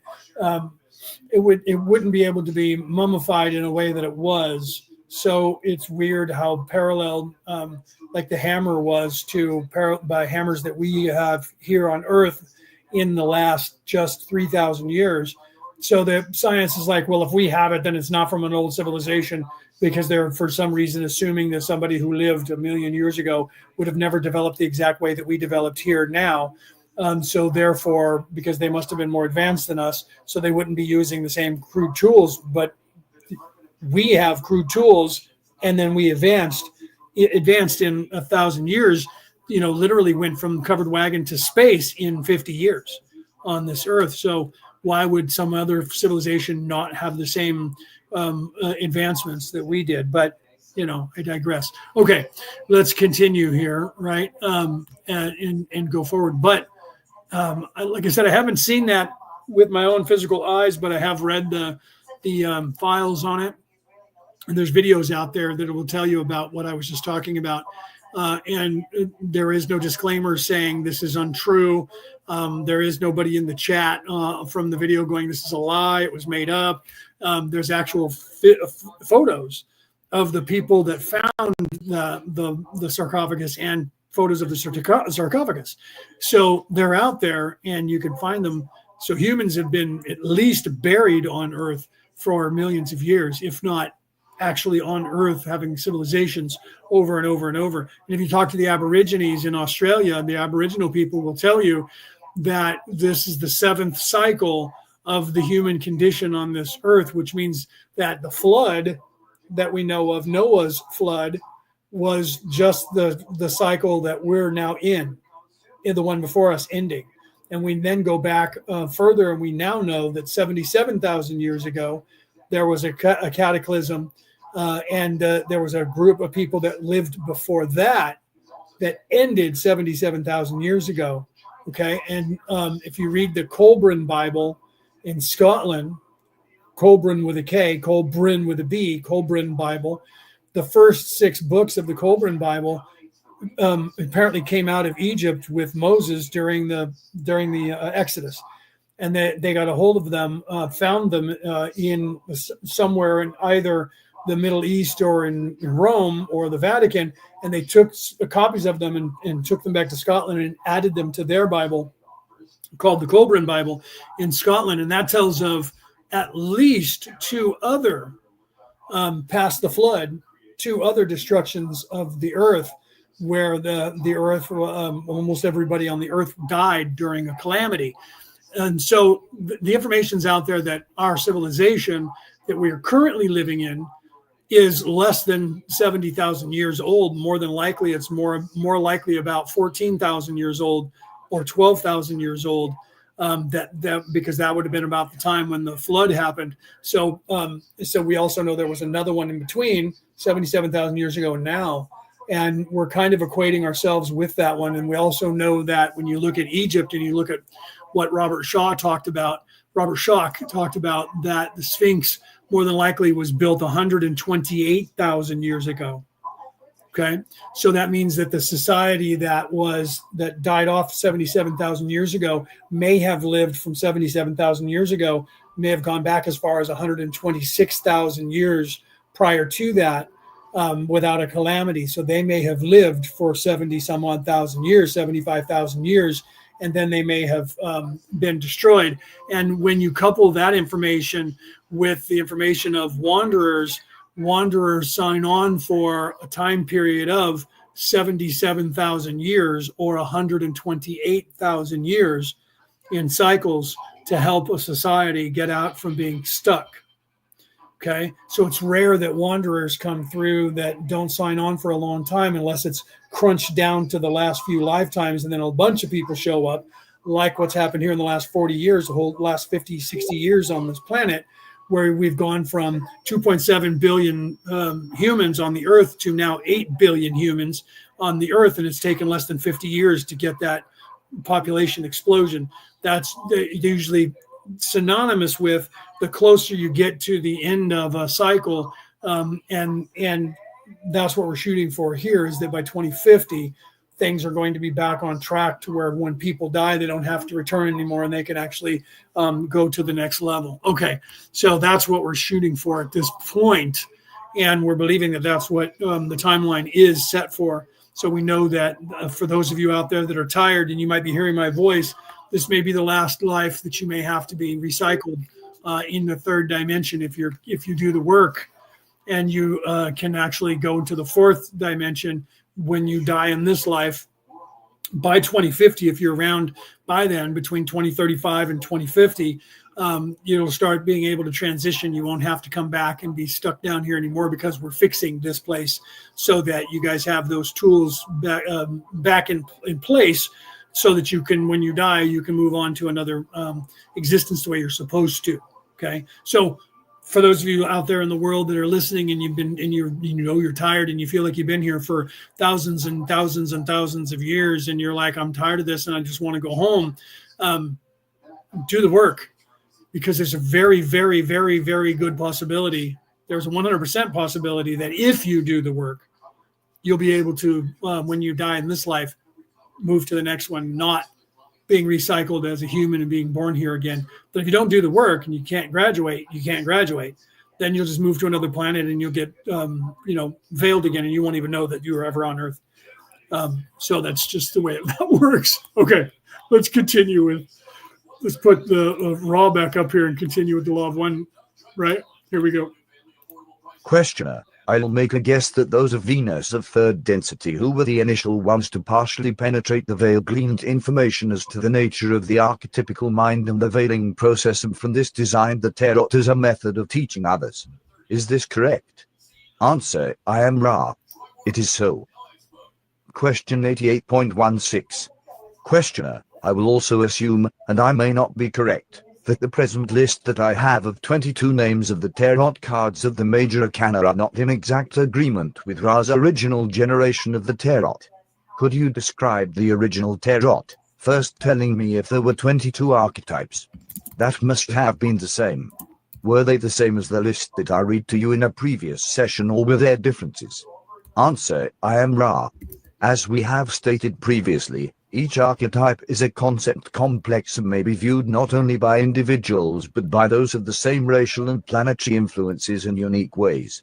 Therefore, it is not informative to reconstruct the rather minor differences in descriptive terms between the tarot used by us and that used by those of Egypt and the spiritual descendants of those first students of this system of study. The one great breakthrough which was made after our work in third density was done was the proper emphasis given to the arcanum number 22, which we have called the choice. In our own experience, we were aware that such an unifying archetype existed, but did not give that archetype the proper complex of concepts in order to most efficaciously use that archetype in order to promote our evolution.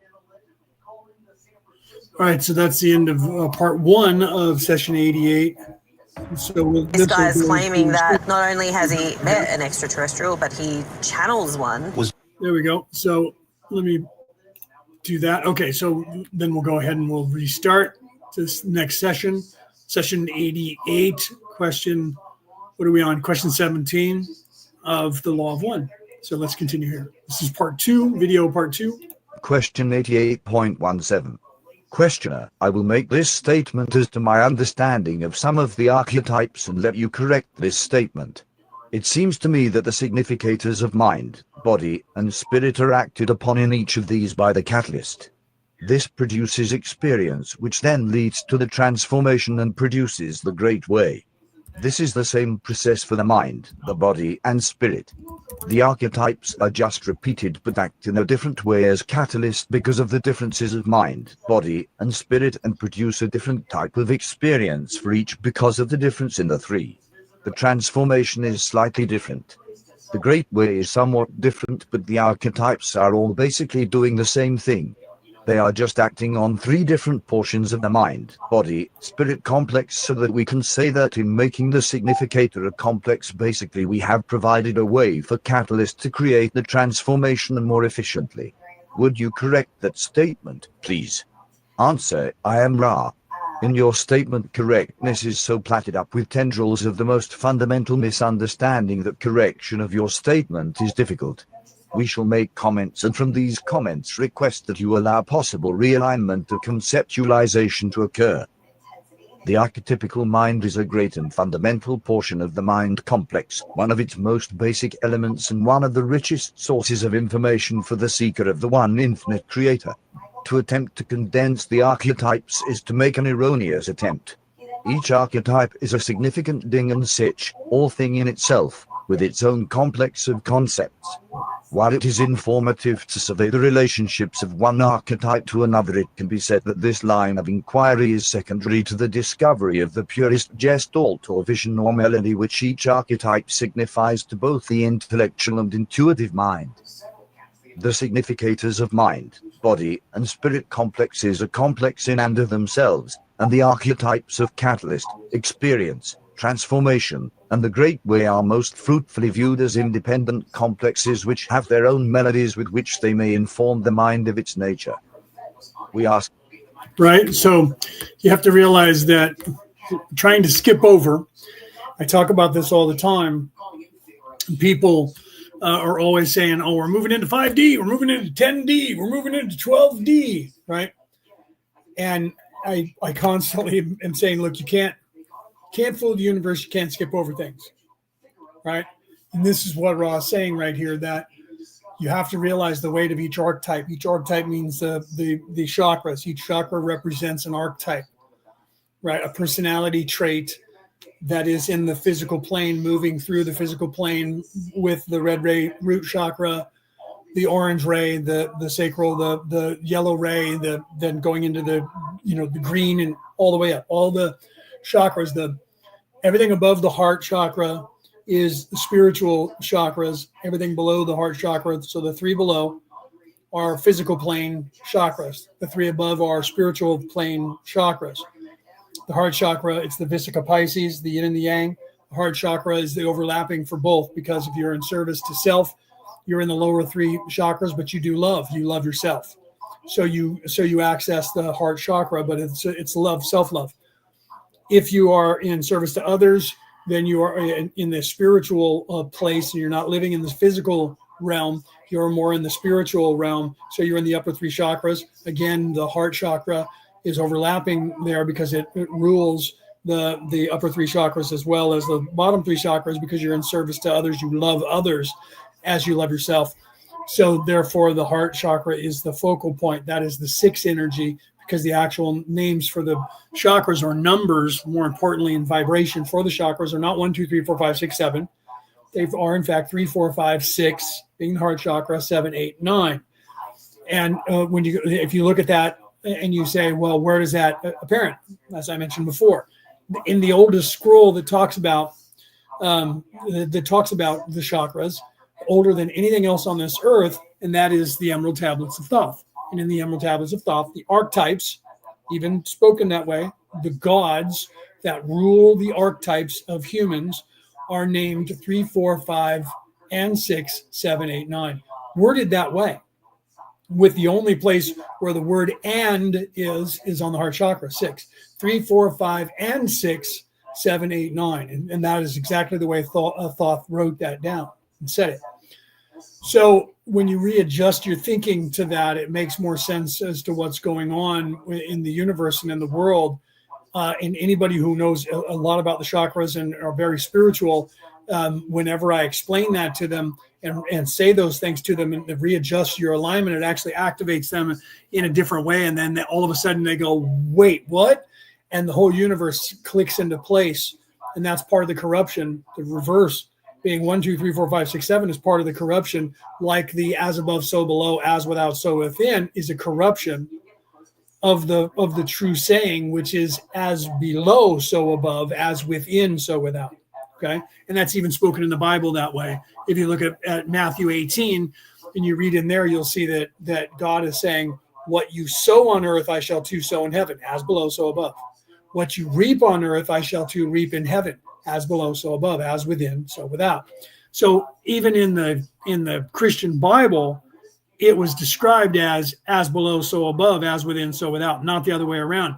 Corrupted by the Orion Crusaders' knowledge for the people, the oligarchs, the 1% oligarchs who rule this planet and believe they own it, they believe they own this earth.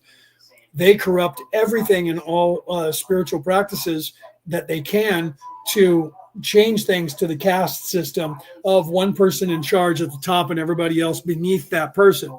The maritime law caste system with a king, a pharaoh, a dictator, a president, a monarch, whatever you want to call them, a prime minister, whatever you call that, one person being in charge, governmental body at the higher table, and you being the plebes down below, the slaves down below, right? So they corrupt everything in that manner. And so here Ra is talking about that information and saying, right, that very thing, the knowledge of this is the catalyst for the experience of the transformation, as I'm reading, right, of the great way. So to know this knowledge is to unlock what's going on. Let me rewind it just a tad so you can hear Ra state this. I'll go back about 10 seconds here and come back forward. Maybe I should go back a little bit more, another 10 seconds or so, and then let Ra state that again so you understand what I'm saying here. The significators of mind, body, and spirit complexes are complex in and of themselves, and the archetypes of catalyst, experience, transformation, and the great way are most fruitfully viewed as independent complexes which have their own melodies with which they may inform the mind of its nature. We ask that you consider that the archetypical mind informs those thoughts which then may have bearing upon the mind, the body, or the spirit. The archetypes do not have a direct linkage to body or spirit. All must be drawn up through the higher levels of the subconscious mind to the conscious mind, and thence they may flee whither they have been bidden to go. When used in a controlled way, they are most helpful. Rather than continue beyond the boundaries of your prior statement, we would appreciate the opportunity for your questioning at this time so that we may answer you more precisely. Right. So in the tarot, this is where Ra's getting to in the tarot cards, right? Chandra, welcome. In the tarot cards, they cover the archetypes, all these archetypes that are the same as the chakras. You have to realize that. Okay. So you have to realize that literally the archetypes of the divination cards, that is the tarot cards, are the chakras, and the categories are the same categories of physicality and then going up to spirituality. And with like the cups, wands, depends on, but you'll see that you have force of nature, you have red ray root chakra, you have things of doing, you have all the things that represent the same. And I talk about that in the new book that I'm writing, where I break that down for you when I'm actually translating the scrolls, the letters to the churches in the revelation of the Bible, or I'm actually giving you the description of what each chakra it represents. You can look that up for yourself, and then coinciding it with the letter to the churches and showing you that there's 7 letters to the churches. There was 7 original plagues of Moses from God to the Egyptians, and then the Hebrews added 3 more you can look that up. It's not something that I made up. 7 chakras, 7 plagues. If you look at the letters to the churches, it's about the chakras. If you do what God says, then you get into heaven. It's the same as the gates, the spells of the Book of the Dead, of going through the gates and knowing the name of the guardian of the gate, the God representing in the gate, knowing its true name. That is knowing what that chakra is and balancing the chakra. And you have to understand the riddle of each gate and know what to say and know what mindset to be in to then move to the next gate. And there are 7 of those gates, 7 chakras. Same thing. It's balancing your chakras to get into heaven. If you can't balance your chakras, you don't get to go into heaven. You have to what? Be recycled and start on earth again. Look up the Egyptian Book of the Dead, and you'll see that that's the lessons that are being taught in there. It's balance your chakras, or you don't get to go through the gate, and you end up not going to heaven, and you're stuck in what they would call their version of purgatory, which was being stuck and recycling on this earth. Right. So I talk about that information in the next book that will be out probably next year. I was hoping to get it out as early as next year, somewhere in June or July of next year. We'll see. Maybe later than that, because I haven't finished writing it yet. I've only just started. So I'm only really truly on chapter 1. It's taken me longer to put that together than I wanted, but I realize why, and it's okay. So it'll be out eventually, but for the beginning, you could buy my first book and read that and learn more knowledge about what's going on before I get into the comparative of what's going on around the world and what has gone on around the world. All right, let's continue. Question 88.18. Questioner, did Ra use cards similar to the tarot cards for training in 3rd density? Answer, I am Ra. No. Question 88.19. Questioner, what did Ra use in 3rd density? Answer, I am Ra.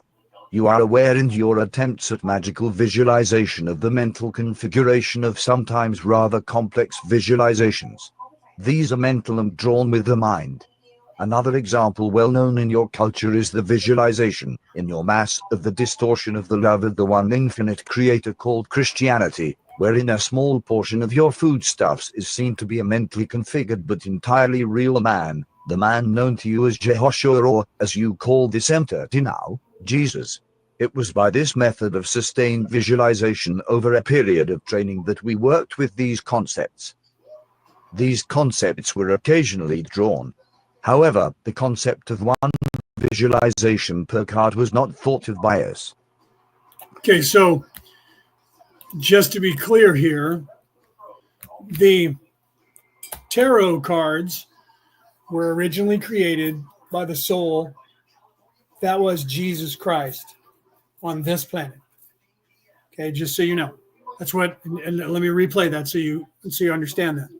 Okay, so I'll replay that. So Jesus, before Jesus was incarnate on earth, let me go back here at least to here, and we'll replay what he was talking about right there. Okay, so what did Ra use in 3rd density? Okay, so you are aware of your attempts to the magical visualization of the mental configuration. So we'll replay that. Okay, let's see where he is here. Is seen to be a mentally configured but entirely culture is the visualization, in your mass, of the distortion of the love of the one infinite creator called Christianity, wherein a small boundaries of your prior statement. Backing up a little bit more and let it read, let it play so you guys can hear it. I kept playing it and then being halfway through. Okay, so literally you'll see. Let me play it, then we'll come back and talk about it. We would appreciate the opportunity for your questioning at this time so that we may answer you more precisely. Question 88.18. Questioner, did Ra use cards similar to the tarot cards for training in 3rd density? Answer, I am Ra. No. Question 88.19. Questioner, what did Ra use in 3rd density? Answer, I am Ra. You are aware in your attempts at magical visualization of the mental configuration of sometimes rather complex visualizations. These are mental and drawn with the mind. Another example well known in your culture is the visualization, in your mass, of the distortion of the love of the one infinite creator called Christianity, wherein a small portion of your foodstuffs is seen to be a mentally configured but entirely real man, the man known to you as Jehoshua, or, as you call this entity now, Jesus.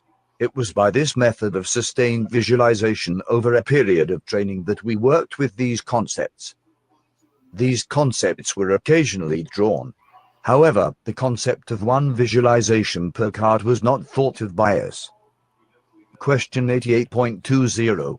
Okay, so the concept that they used to create the tarot cards was the same concept that Jesus used for and by the visualization of and the creating of what's going on. So the archetypes set down in the Bible, in the letter to the churches, are written by Jesus, told that in the revelation of Jesus Christ.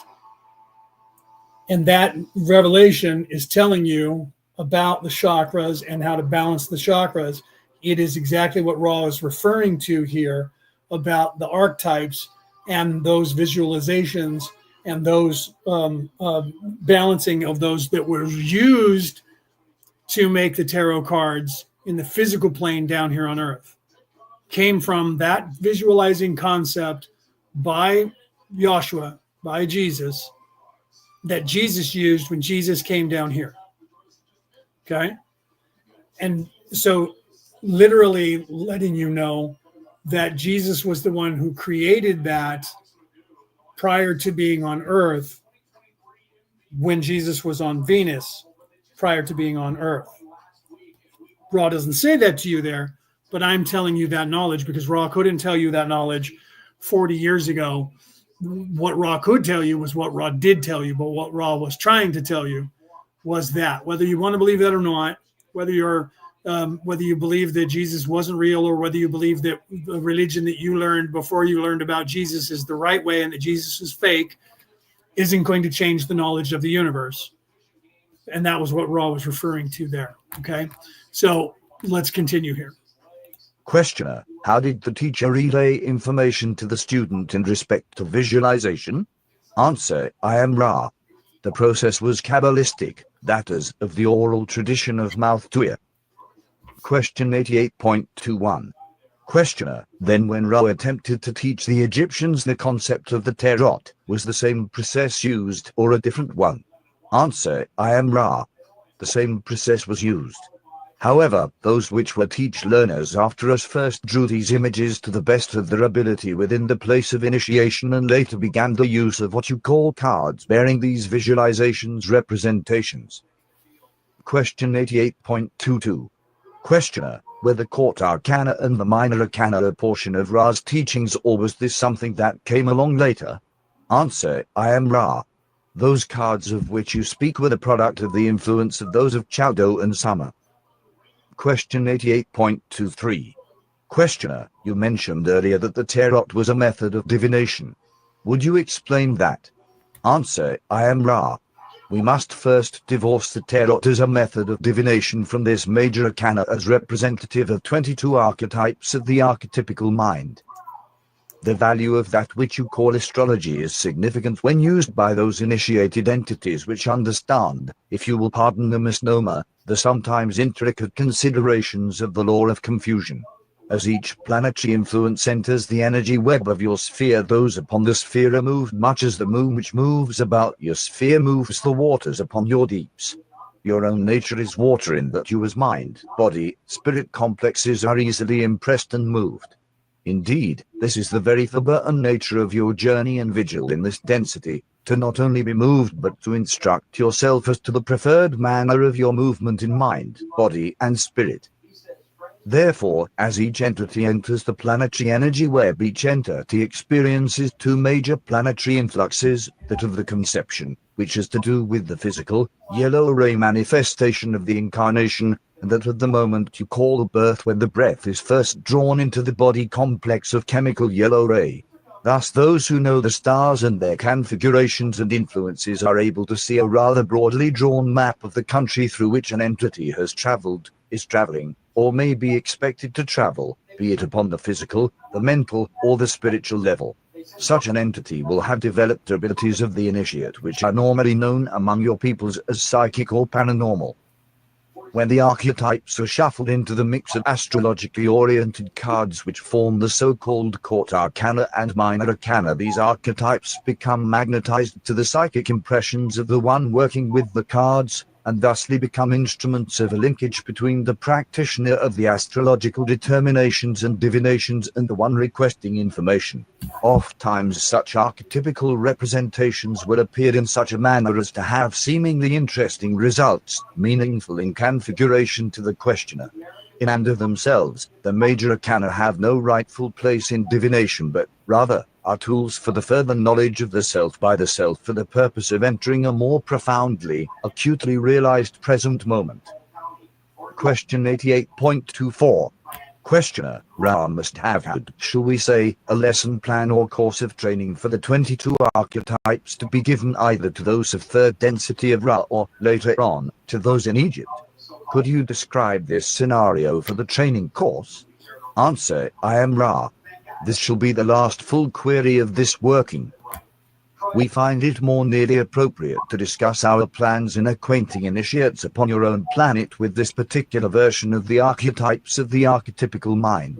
Our first stage was the presentation of the images, one after the other, in the following order: 1, 8, 15, 2, 9, 16, 3, 10, 17, 4, 11, 18, 5, 12, 19, 6, 13, 20, 7, 14, 21, 22. In this way the fundamental relationships between mind, body, and spirit could begin to be discovered. For as Okay, I'm going to replay that again for those of you who may not have been able to keep up with those numbers. I want to leave that on the screen and let it float there for a minute, and then I'm going to replay it so that you hear that. Okay, so I'll replay the question so you understand the ramifications of that, right? Let me back this up. Okay, so the question, I'll read it and then let the computer read it. Ra must have had, shall we say, a lesson plan or course of training for the 22 archetypes. That's very important. 22 archetypes to be given either to those of third density of Ra or later on to those in Egypt. Could you describe the scenario for the training course? Okay, so let me back it up so you hear that question by the computer, and then we'll let Ra answer that, and we'll unpack that if you guys need me to. So because he's talking about the archetypes and in what order, so we'll let it play. The 22 archetypes to be given either to those of third density of Ra or, later on, to those in Egypt. Could you describe this scenario for the training course? Answer: I am Ra. This shall be the last full query of this working. We find it more nearly appropriate to discuss our plans in acquainting initiates upon your own planet with this particular version of the archetypes of the archetypical mind. Our first stage was the presentation of the images, one after the other, in the following order: 1, 8, 15, 2, 9, 16, 3, 10, 17, 4, 11, 18, 5, 12, 19, 6, 13, 20, 7, 14, 21, 22. In this. Okay, so if you have a tarot deck and your cards are numbered, right, and you have a 22 card deck, not a 54 card deck, or a big deck with the archetypes, which would still be numbered thusly. Okay, you would want to look at that particular order, first stage of the archetypical mind for the 22 archetypes of the learned or learning thereof, the version of the archetypes of the archetypical mind for the first stage was the presentation of the images one after the other in this following order. Okay. So I'll leave it there for those of you. You guys can go back and pause here and write that down. If you read tarot cards, or you know about tarot cards, or you have a deck of tarot cards and they're actually numbered specifically to make sure that it is an older deck, so that the archetypes are the same, that they haven't changed them. They are the same even when they create new decks. They just transfer it to, like, if you have a goblin deck, or if you have an angel deck, or if you have a fairy deck, they're all still the same archetypes. You just have the visual representation of those archetypes in theme. Okay. But otherwise they are still the same archetypes. So like I said, I'll leave it to sit here for a second for those that wanted to do that. If not, you'll have to go back and pause there so that you can read that. Because if you are a person that knows anything about tarot, that's actually very interesting to look at exactly what Ra was saying here. And when you do that, which I have done, but I'm going to let you guys organically figure it out on your own, because of the activation that happens there and the knowledge that brings to you, is something that you need to go through. And if I tell you about it ahead of time, you could say, well, I wouldn't have known that until you told me. So if it doesn't resonate with you, then you're not as learned as you think you are. No offense to anyone out there in the world who reads those in that order and finds out the archetypes and understands that and breaks that down for themselves and still doesn't get that. It's not your fault. You just aren't ready for that activation yet. But for those of you who are, and you are intuitive when you do readings with the divination cards, the tarot cards, you would be very, very interested to read those cards in that particular order. And that's just the first lesson. Let's continue.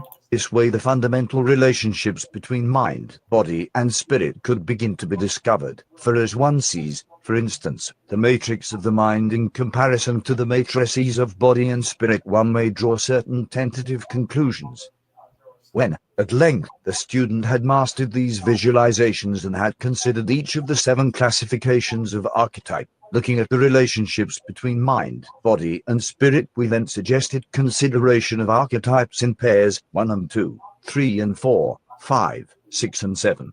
You may continue in this form for the body and spirit archetypes. Thank you, Brooke, for writing that down. I love you, baby. Thank you for putting that there for me to put up visually. So if you're listening on the MP3 broadcast, you'll have to listen to the numbers.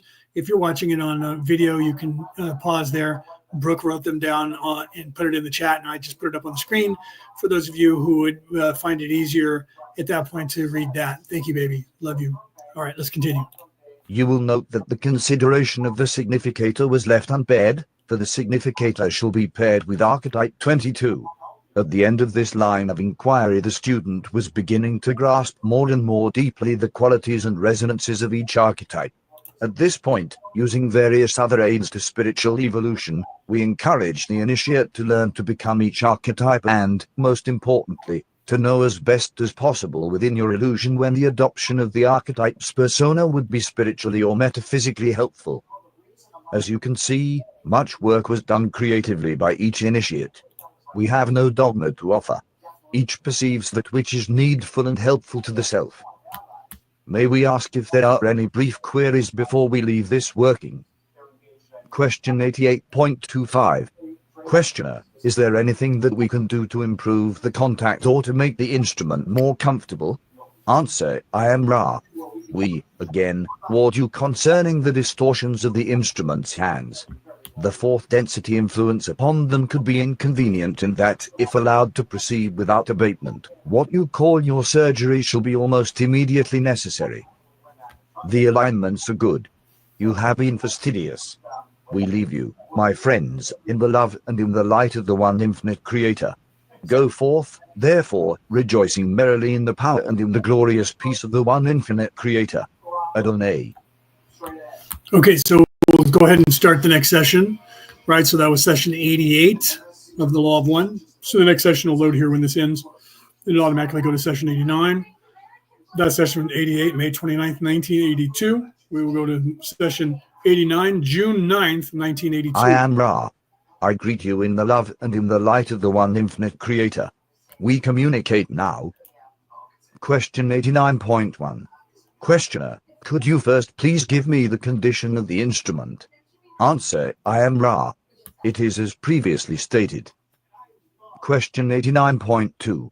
Questioner, I have two questions. The first of which is, during the last intensive meditation here the instrument experienced very strong conditioning from an entity which did not identify itself and which did not leave when she asked it to. Would you tell us what was occurring then? Answer, I am Ra. We find the instrument to have been given the opportunity to become a channel for a previously known friend. This entity was not able to answer the questioning of spirits in the name of Christ, as is this instrument's distortion of the means of differentiating betwixt those of positive and those of negative orientation. Therefore, after some resistance, the entity found the need to take its leave. Question 89.3. Questioner, was this particular entity the fifth density visitor that we have had quite often previously? Answer, I am Ra. This is correct. So, see, if you take the right precautions in workspace by creating a bubble, creating a spell, a circle, casting a circle, by reflecting energy away from yourself, protecting yourself, right? Or by greeting them in the love and the light of the infinite creator, one can stave off negative information, negative entities, negative attacks. You'll see that there's people out there in the world that says you can't protect yourself just by saying I take away or I reflect your negative energy. You hear people saying that all the time because they're trying to get you convinced that you cannot defeat anything that's evil by yourself, because that person, whoever's telling you that, is trying to charge you money for something, and they're going to tell you things like you have a negative entity attached to you, but for $250 I can make it go away. And that's what they do, instead of just literally telling you that you can reflect the energy away from yourself back to the person who's sending it against you, or reflect it to the universe, whatever you want to do. Every single person has that ability. I've trained many of people, hundreds, maybe even thousands of people, to when psychics were starting to work with, I said for years, why is it that you have these ghost hunters and they're out there and none of them have any psychic abilities? Why do they not have a medium with them? And I said that forever and ever and ever and ever, and I wasn't the only one saying that. So finally, about 20 years ago, probably more like 15 years ago or 10, people started realizing, and psychics, mediums started going with these people. Next thing you know, they were part of the team, because having a medium to help when you're ghost hunting is far better for the outcome of ghost hunters than anything else. And now it's rare to find a ghost hunting team who does not have at least one medium with them.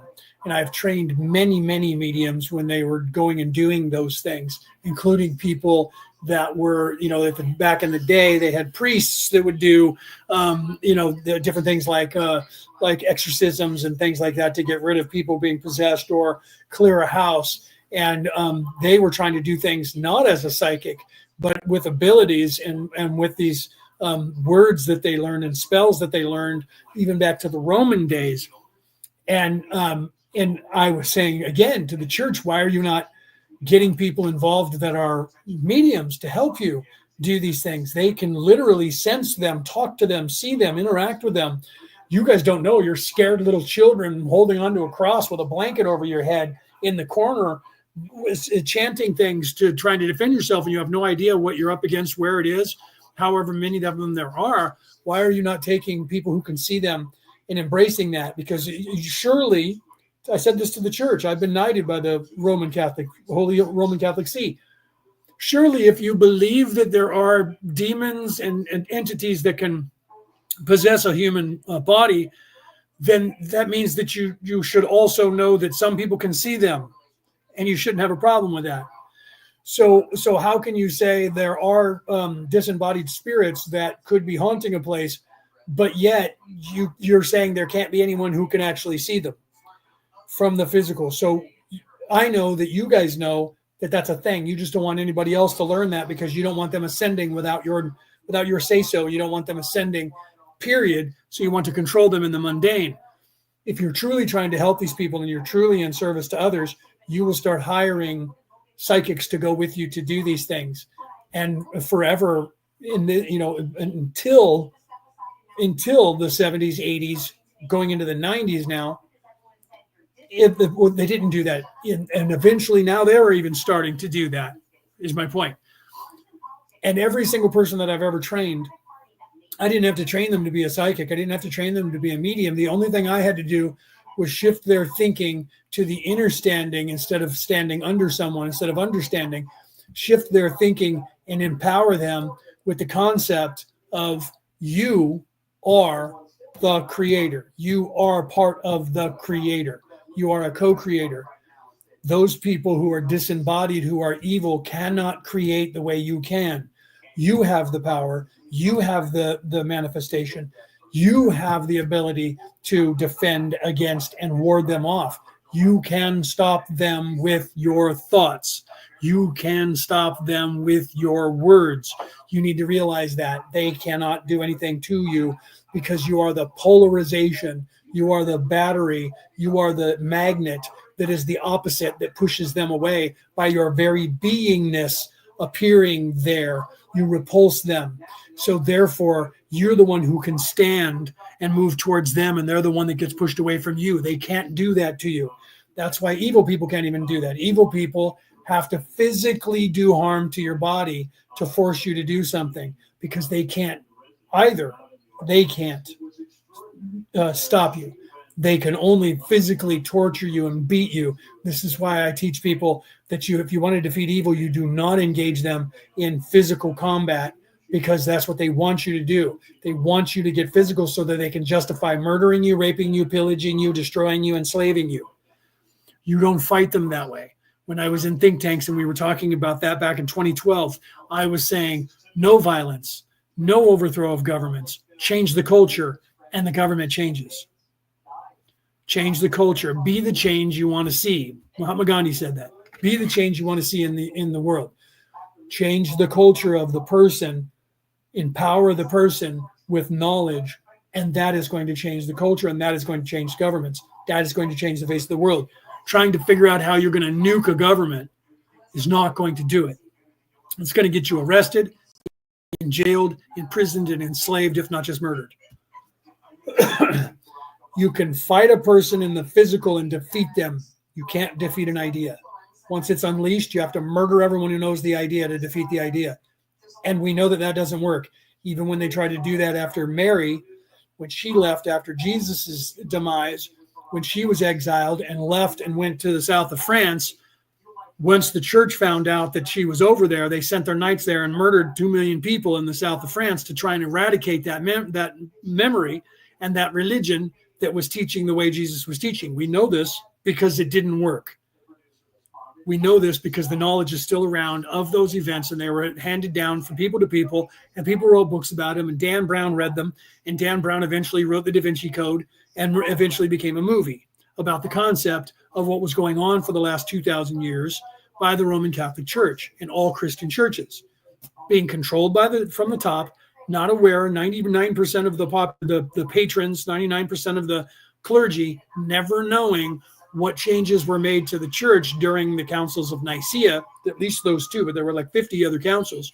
But the Council 1 and Council 2 of Nicaea, those were the biggest changes that were made to all religions around the earth, but specifically the Christian religion around the earth. You can look into that. You can look that up. I'm not making any of it up. Okay, so let's go back here and continue with Ra and talking about this information and continuing on these archetypes.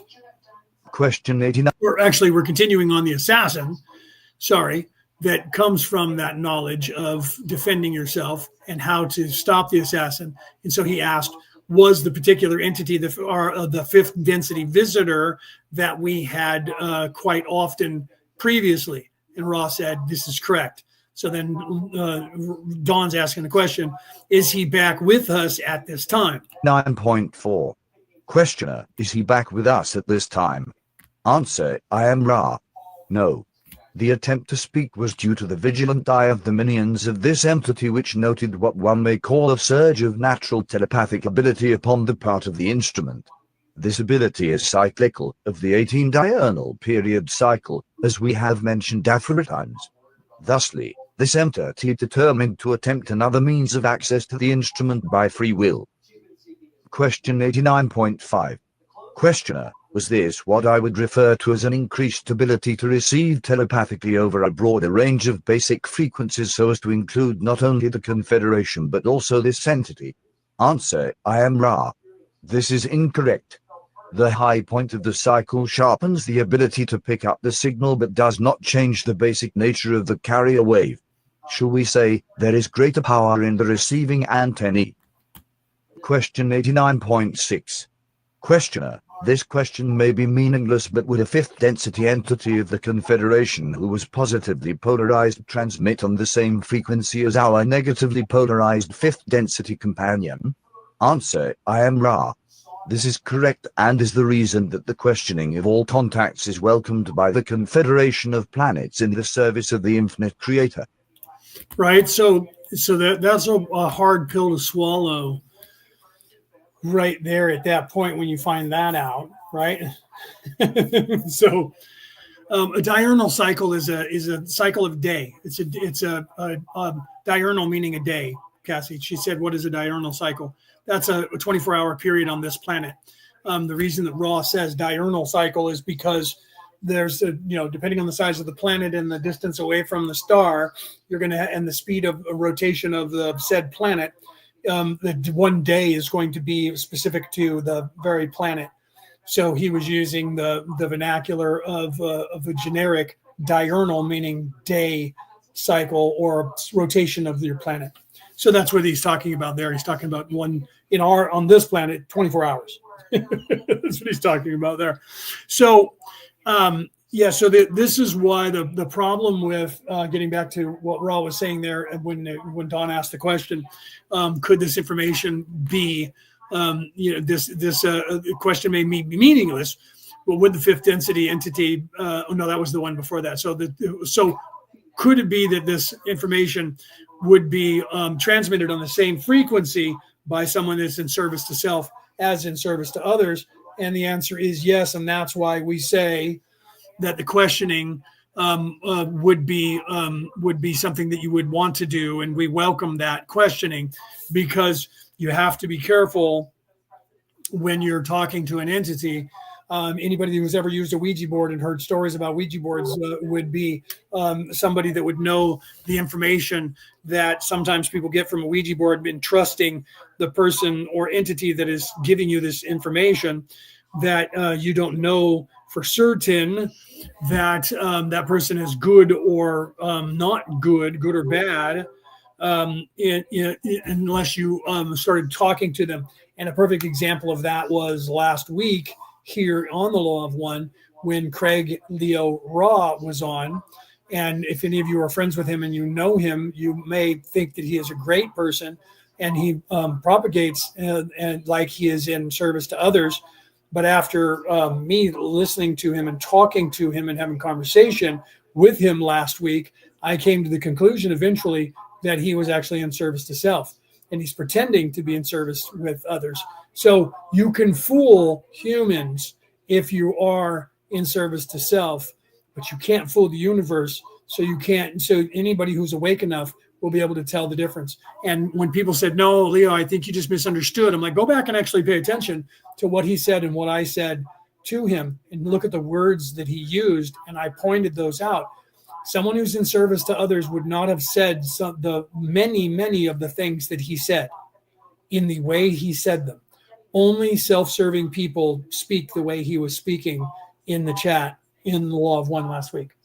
And I said, I would love to have more conversations with you. Please send me in Messenger. Please send me a friend's request on Facebook, or talk to me in Messenger. If you want to get into the Law of One class chat, we have a chat you can get into, talk to somebody that's in here in the group, and we'll get you in there. And he said yes, and never did any of that. When the Law of One was over, he went away. He's never contacted me. It's been a whole week. He hasn't contacted me since. He hasn't contacted anybody so far as I know. I don't know if some of you are friends with him or not. But even if you are, don't believe me, listen to him, follow him, and you'll eventually learn. But he was an example of someone who is a high-level, intelligent person who is high-level in service to others, or in service to self, and he's learned a lot and gotten a lot of downloads, and he's paying attention to and reading everything that everybody's posting on the internet. He's doing his research, and he's using the knowledge that he has, and he's doing it, and he's acting as if he is in service to others, and he's gaining popularity, and he's doing it because he's in service to self. And I went onto a site. Brooke actually went on there first and looked at a video that he had where he was speaking. And she said, I don't even think that's even him on the video. I think it's his image, but that I think is AI. And tell me that's not AI. And so I went and looked at his video that he had on his page, and I have authenticated videos and images for almost 30 years. And I looked at that, and the first thing I did was looked at his mouth and watched his mouth move. And then I looked at his eyes, and I went, wow, that's AI. It's cloned his voice, and he's using an image of himself, but that's not him. That's AI. So he may say it's not, but it is. It's AI. So even the video that he made of himself talking is fake, and he has it posted on his page. So that's a person who is high level, in service to self, very intelligent, and it's rare that you find somebody like that who will end up talking. But he wasn't. He must not have been awake enough to know that I would see through him. He was arrogant enough to think that I wouldn't notice that. And the last thing was when I was actually playing Ra. Now this guy thinks he's Ra. That's why he has the name Ra there. He actually says, "I am Ra."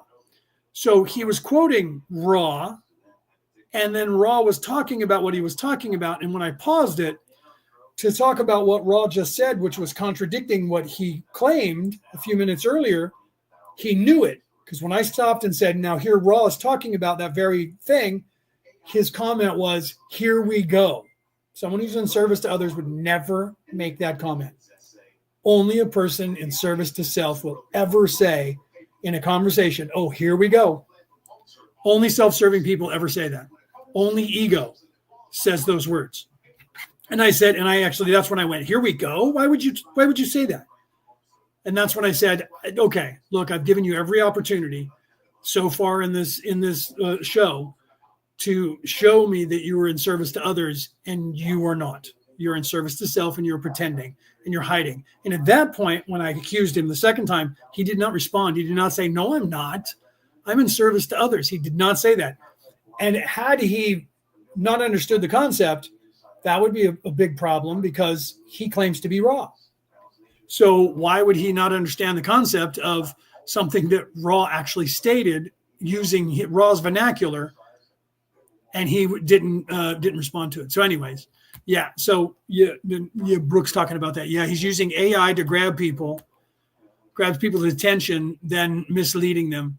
All of my feelings and believes that he is self-serving. She said, yucky energy. Yeah, she went there first and looked at his page and said, dude, you need to go and look at this video. Tell me I'm wrong, but that's AI. And I went and looked at it and was like, no, you're right. That's AI. So I don't know him personally. And some of you out there listening to me might be fans of his, and you might get mad at me. I don't care. You do what you need to do. If you don't believe me, you go ahead and follow him. Eventually, you're going to be hearing people talking about him, or you're going to learn about him yourself.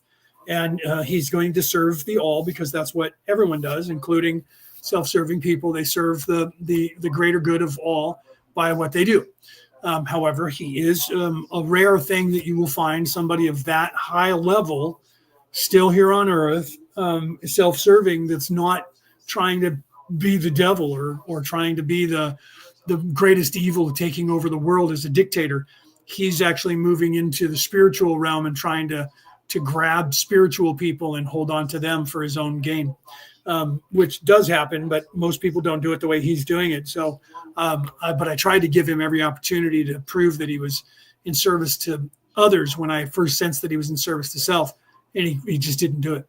And then he disappeared. So we'll see. And I'm sure he's probably spending his time talking crap about me, which is okay if he does, because then again, let people decide what they're going to decide on their own, because you guys will figure it out. You'll either think I'm evil and run away from me because people say I'm evil and I'm the devil and I'm trying to run you down a wrong path, especially the zealots that are religious, not spiritual. They do that a lot. Even though I have 4 titles and 4 religions, they still say that about me, because what am I doing? I'm talking free thinking. I'm telling you to actually question everything and to ascend, because that's what all of the ascended masters were teaching in every religion originally, and that all of them, if they were here today, would discount their own religion and say this is wrong and it is not what I taught and it's not what I was trying to teach. Okay. So no, they're some of them are, Brooke said, they're getting better at hiding. You need to see through the soul. Yeah, some of them that are higher level are better at hiding. The good thing is that the natural selection of things is that when you are in service to others and you start your ascension, it becomes harder for anyone to fool you and trick you because you start being able to see through that. And that's why when people say all of a sudden they wake up a little bit and they go, man, everybody on the news is just lying. All the politicians are just lying. They used to hide it. They're not even hiding it anymore. And I'm like, no, they were never hiding it, bro. You just are aware of it now. You've changed. They haven't. This is exactly the way they've always talked. My entire life and every life I've been in, this is exactly the way those people speak. It hasn't changed. And in this modern era, that's exactly the way they speak, exactly the way they act, and exactly what they do in the same modus operandi. You're just aware of it now because you're changed and you're waking up. So you're seeing through the easy lies. The ones that are very high, like Brooke was saying, the ones that are very high level, they get really good at hiding. And that's what she's referring to, where they're getting better at hiding. The ones that are higher level are getting better at hiding because they're now having to fight against people that are higher level. So some of them are evolving and becoming better at it than the status quo because they're realizing that the status quo isn't working anymore. So they're upping their game. She's absolutely right. And that was a perfect example of that when he was here last week. Okay, let's continue here with the law of one. Question 89.7. Questioner. Question 2. Name has also felt some conditioning which was unbidden while channeling Latwii recently and in his personal meditations. Could you also tell us what occurred in these cases? Answer. I am Ra. The entity which is being companion has a vibratory frequency but a small amount lesser than that of the social memory complex known as Latwii. Also, Latwii is the primary comforter of the Confederation for entities seeking at the vibratory complex level of the one known as Name. Therefore, this same companion has been attempting the contact of this instrument also, although this instrument would have great difficulty in distinguishing the actual contact due to the lack of experience of your companion at this type of service. Nevertheless, it is well that this instrument also choose some manner of the challenging of contacts. Question 89.8. Questioner. How many of our years ago was Ra's third density ended? Answer. I am Ra. The calculations necessary for establishing this point are difficult since so much of what you call time is taken up before and after third density as you see the progress of time from your vantage point. We may say in general that the time of our enjoyment of the choice making was approximately 2.6 million of your sun years in your past. However, we correct this instrument. Your term is billion, 2.6 billion of your years in your past. That's funny. As I was reading that, I didn't realize that he corrected that. And when he was talking about the 2.6 million years, I was like, no, that's like 26 billion years. And then all of a sudden I kept reading and I was like, oh, he corrects it right here. That's funny. So, yeah, so from our point of view, Ra, the collective of that is Ra, was last and third density 2.6 billion years ago. 2.6 billion years ago. Okay. They were in third density. Okay. So that was the Ra collective, but that doesn't necessarily mean that all of them that were in that collective were only 2.6 billion years old. That's just the last time the Ra collective as a collective was in third dimension going through that. Okay. So there are some of the souls in the Ra collective that are far older than that went through and actually came down and helped the Ra collective as well and stayed with them as they were moving up to assist them, and then came down here to Earth that are even older than that. Okay.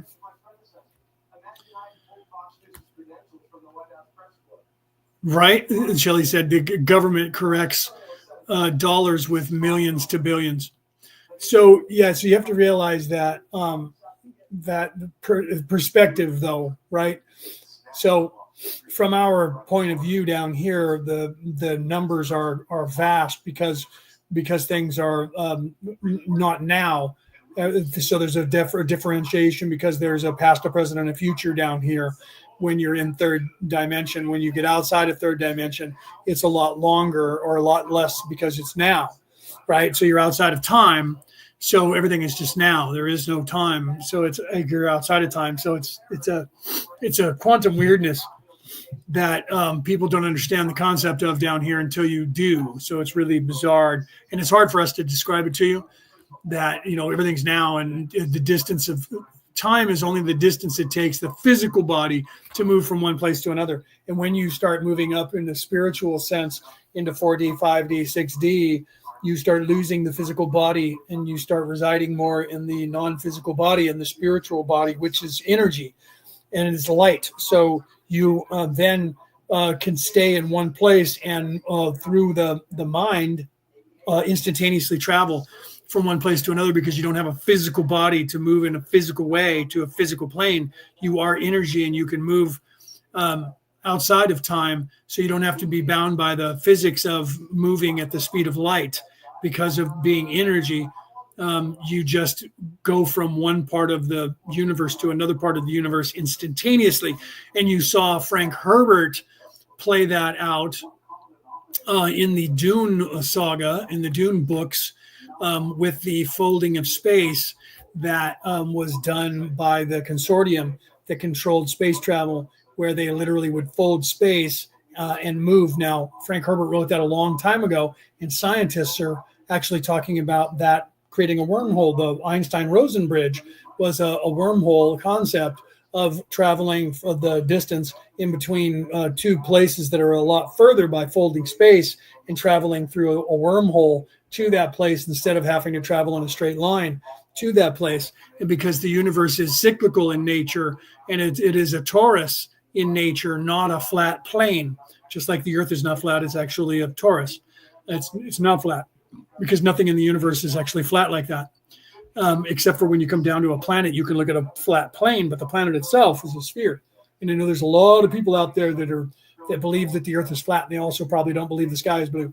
And they probably don't believe in reincarnation. So there's a lot of that going on, right?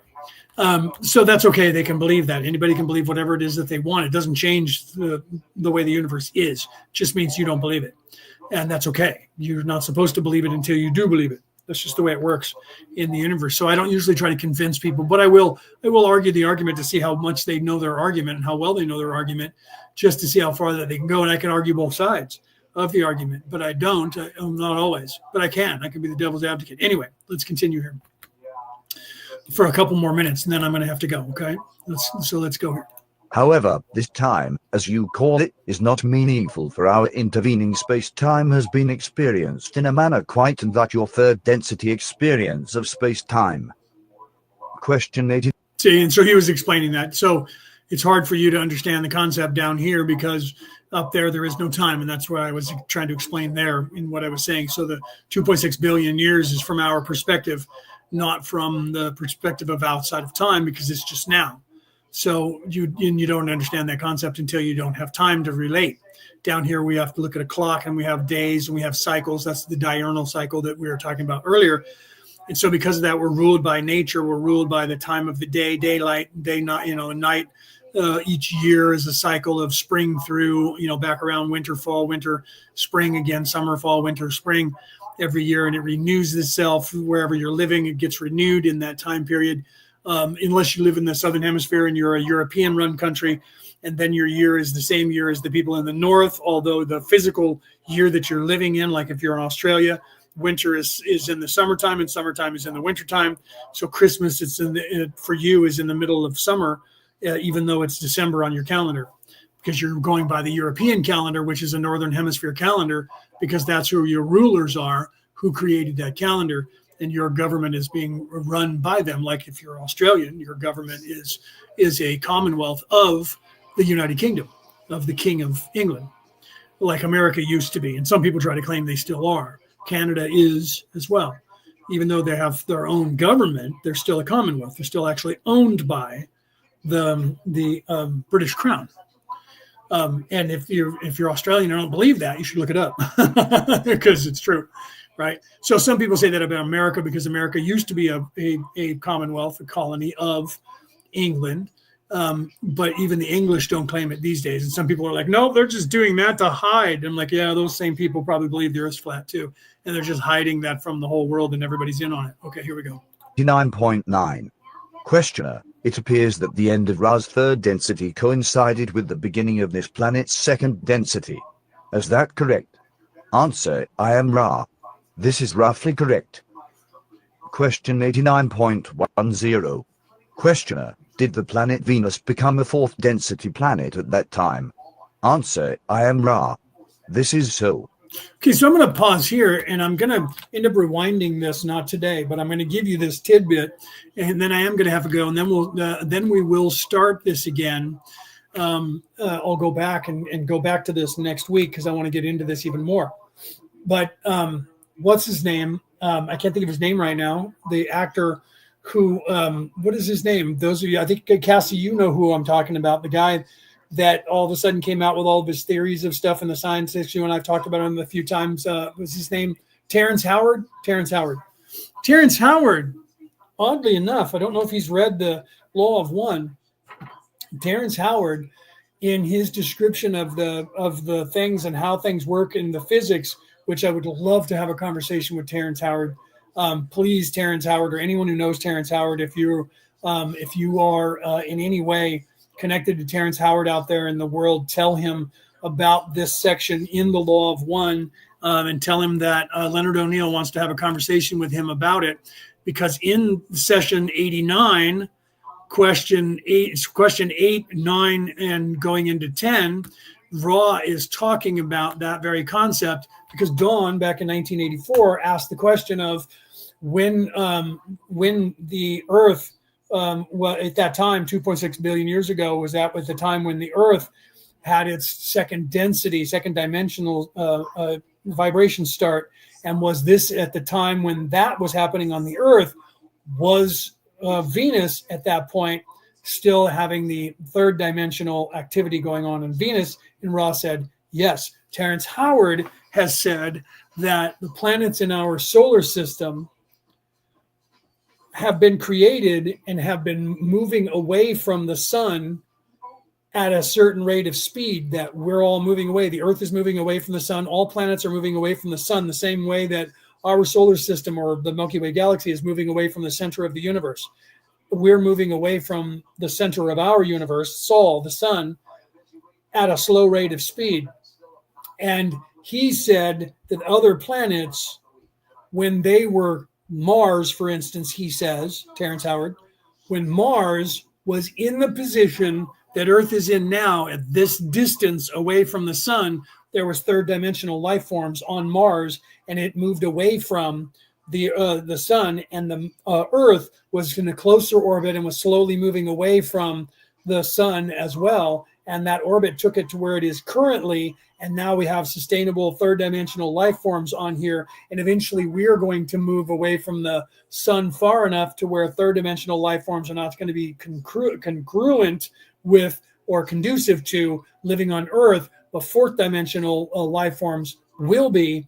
And then that will transition just like Mars transitioned. And there is no fourth dimensional life forms on Mars either. And it's too far out. And Venus, which was further out, would have been closer in at the time. Say Ra happened to be here on this solar system, it would have been about 2.6 billion years ago. Venus would have been in the exact position away from the sun that the Earth is currently in. And that is what Dawn just asked, and that is what Ra just confirmed. So I don't know if Terrence Howard listened to or read The Law of One, but he described that exact concept in the planetary bodies that we have here, in his theories that he just came up with last year. And he was literally saying Mars, when it was here, everything transitions. And as the planets are moving away, first dimensional, second dimensional, third dimensional life forms will be on the planets at a certain distance away from the star that we call the Sol, the sun. And as they move away, that's going to transition from third to 4D, 4D to 5D, 5D to 6D, 6D to 7D. As it moves further and further away, the life forms will evolve on the planet because they will be less physical and more spiritual. And Terrence Howard said that. So I don't know if he read The Law of One. I don't know what his influence is, but I would love to have that conversation with him, because if he's unaware of it, I would love to get his take on it if he reads The Law of One and gets his take on it, because he didn't quote it from The Law of One, but he talked about it. And I noticed that when he talked about it and wanted to talk to him, and I haven't been able to, because I'm sure that everyone on the planet is trying to talk to Terrence Howard. So little old Leonard O'Neill would not be high on his list of people that he would be wanting to talk to. However, I would love to find out, because he remembers also being in the womb. I don't know if he remembers life before being on Earth and being in Terrence's body, but I do know, because he said in his conversation on Joe Rogan, that he remembers being inside the womb and remembers developing as a fetus and being in there and seeing his own body floating in the embryonic fluid, and actually talked about his right hand and seeing his right hand and called it the right hand his friend. So he at least was awake enough to remember that, but maybe not quite unveiled enough to know that he was an immortal soul and to be completely self-aware. He was self-aware, but not awake. But then again, he may have been kind of playing that down a little bit because he was talking on Joe Rogan for the rest of the world. And so for credibility purposes, he may have been just saying that part of it. I don't know. I would love to talk to him to find out exactly how much he knows and how much he remembers, because at the very least, he was awake enough to remember being in the womb and being a fetus in the womb, not just prior to birth. So I would love to find that out. And he's on to the physics of how the transition happens with planets in the solar system that Ra talked about in 1984, or whatever date this is, in 1982, 84, when Ra was talking about that concept right here. So I'm going to leave it here. Next Friday, I'll back up and we'll start that over again, and we'll go from there and talk about that one more time. But anybody out there in the world that hears my voice, if you know anybody that knows Terrence, tell him that I would love to talk to him about that. And if not, get the message to him to find out if he's read The Law of One, specifically session 88 of The Law of One, because it talks about his concept of the evolution of planets and the vibration of first dimension, second dimension, third dimension, fourth dimensional beings being able to live on a planet, and where they would be in reference to the Earth or reference to the sun, distance-wise away from the sun, and life being on them at that time. So that's actually pretty intense. So I would love to know if he's actually done that or not. Okay. Brooks said, another amazing and informative Raw session, right? Yeah, thank you. Great job. Yeah, great job, babe. I love you, baby. Thank you for all the time and prep that you do. I'm going to put that up on the screen so people can see that. Thank you. Thank you for appreciating me. Right. So, yeah, I love you, and I'll talk to you in a little bit. Okay. So, yeah, you guys, if you have any way of getting a hold of Terrence, I would love to find out the answer to that, to find out if he, in fact, read The Law of One. I don't care, because it's not like I'm trying to expose him. I want to know how much he knows and what he doesn't know, because I do take him serious, and did from when he spoke on Joe Rogan's podcast.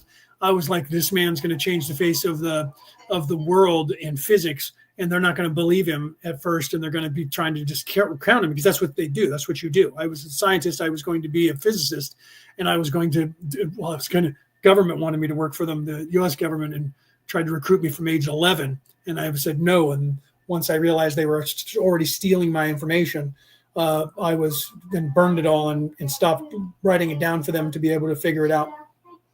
So as soon as he came out and started talking about what he did about the flower of life and everything else, I immediately didn't question. I didn't look at that and go, they're going to hate him. I saw that, but I didn't hate him. I saw that they were going to hate him, and went, yeah, he's going to get a lot of opposition, because in science, that's what you do. You try to disprove somebody as long as you can before you can prove it. And it's just the people that see that and then try to go forward with that end up forwarding theories. But the problem is, science will still try to disprove you forever, because that's the only way you can prove something is to weed out everything that it could be. So you have to try and disprove it over and over and over and over. And when you can't disprove it eventually, then people will go forward with it. Okay, so I love you guys, and I will talk to you guys either in the chat or I'll talk to you guys on Wednesday, or I'll see you guys back on the Law of One next Friday. Okay, I love you guys. Have a great weekend. Have a great night. This has been Orion Rising. I am your host, Leonard O'Neill. Good morning, good afternoon, good evening, or good morrow, depending on where in the world you are tuning into this show.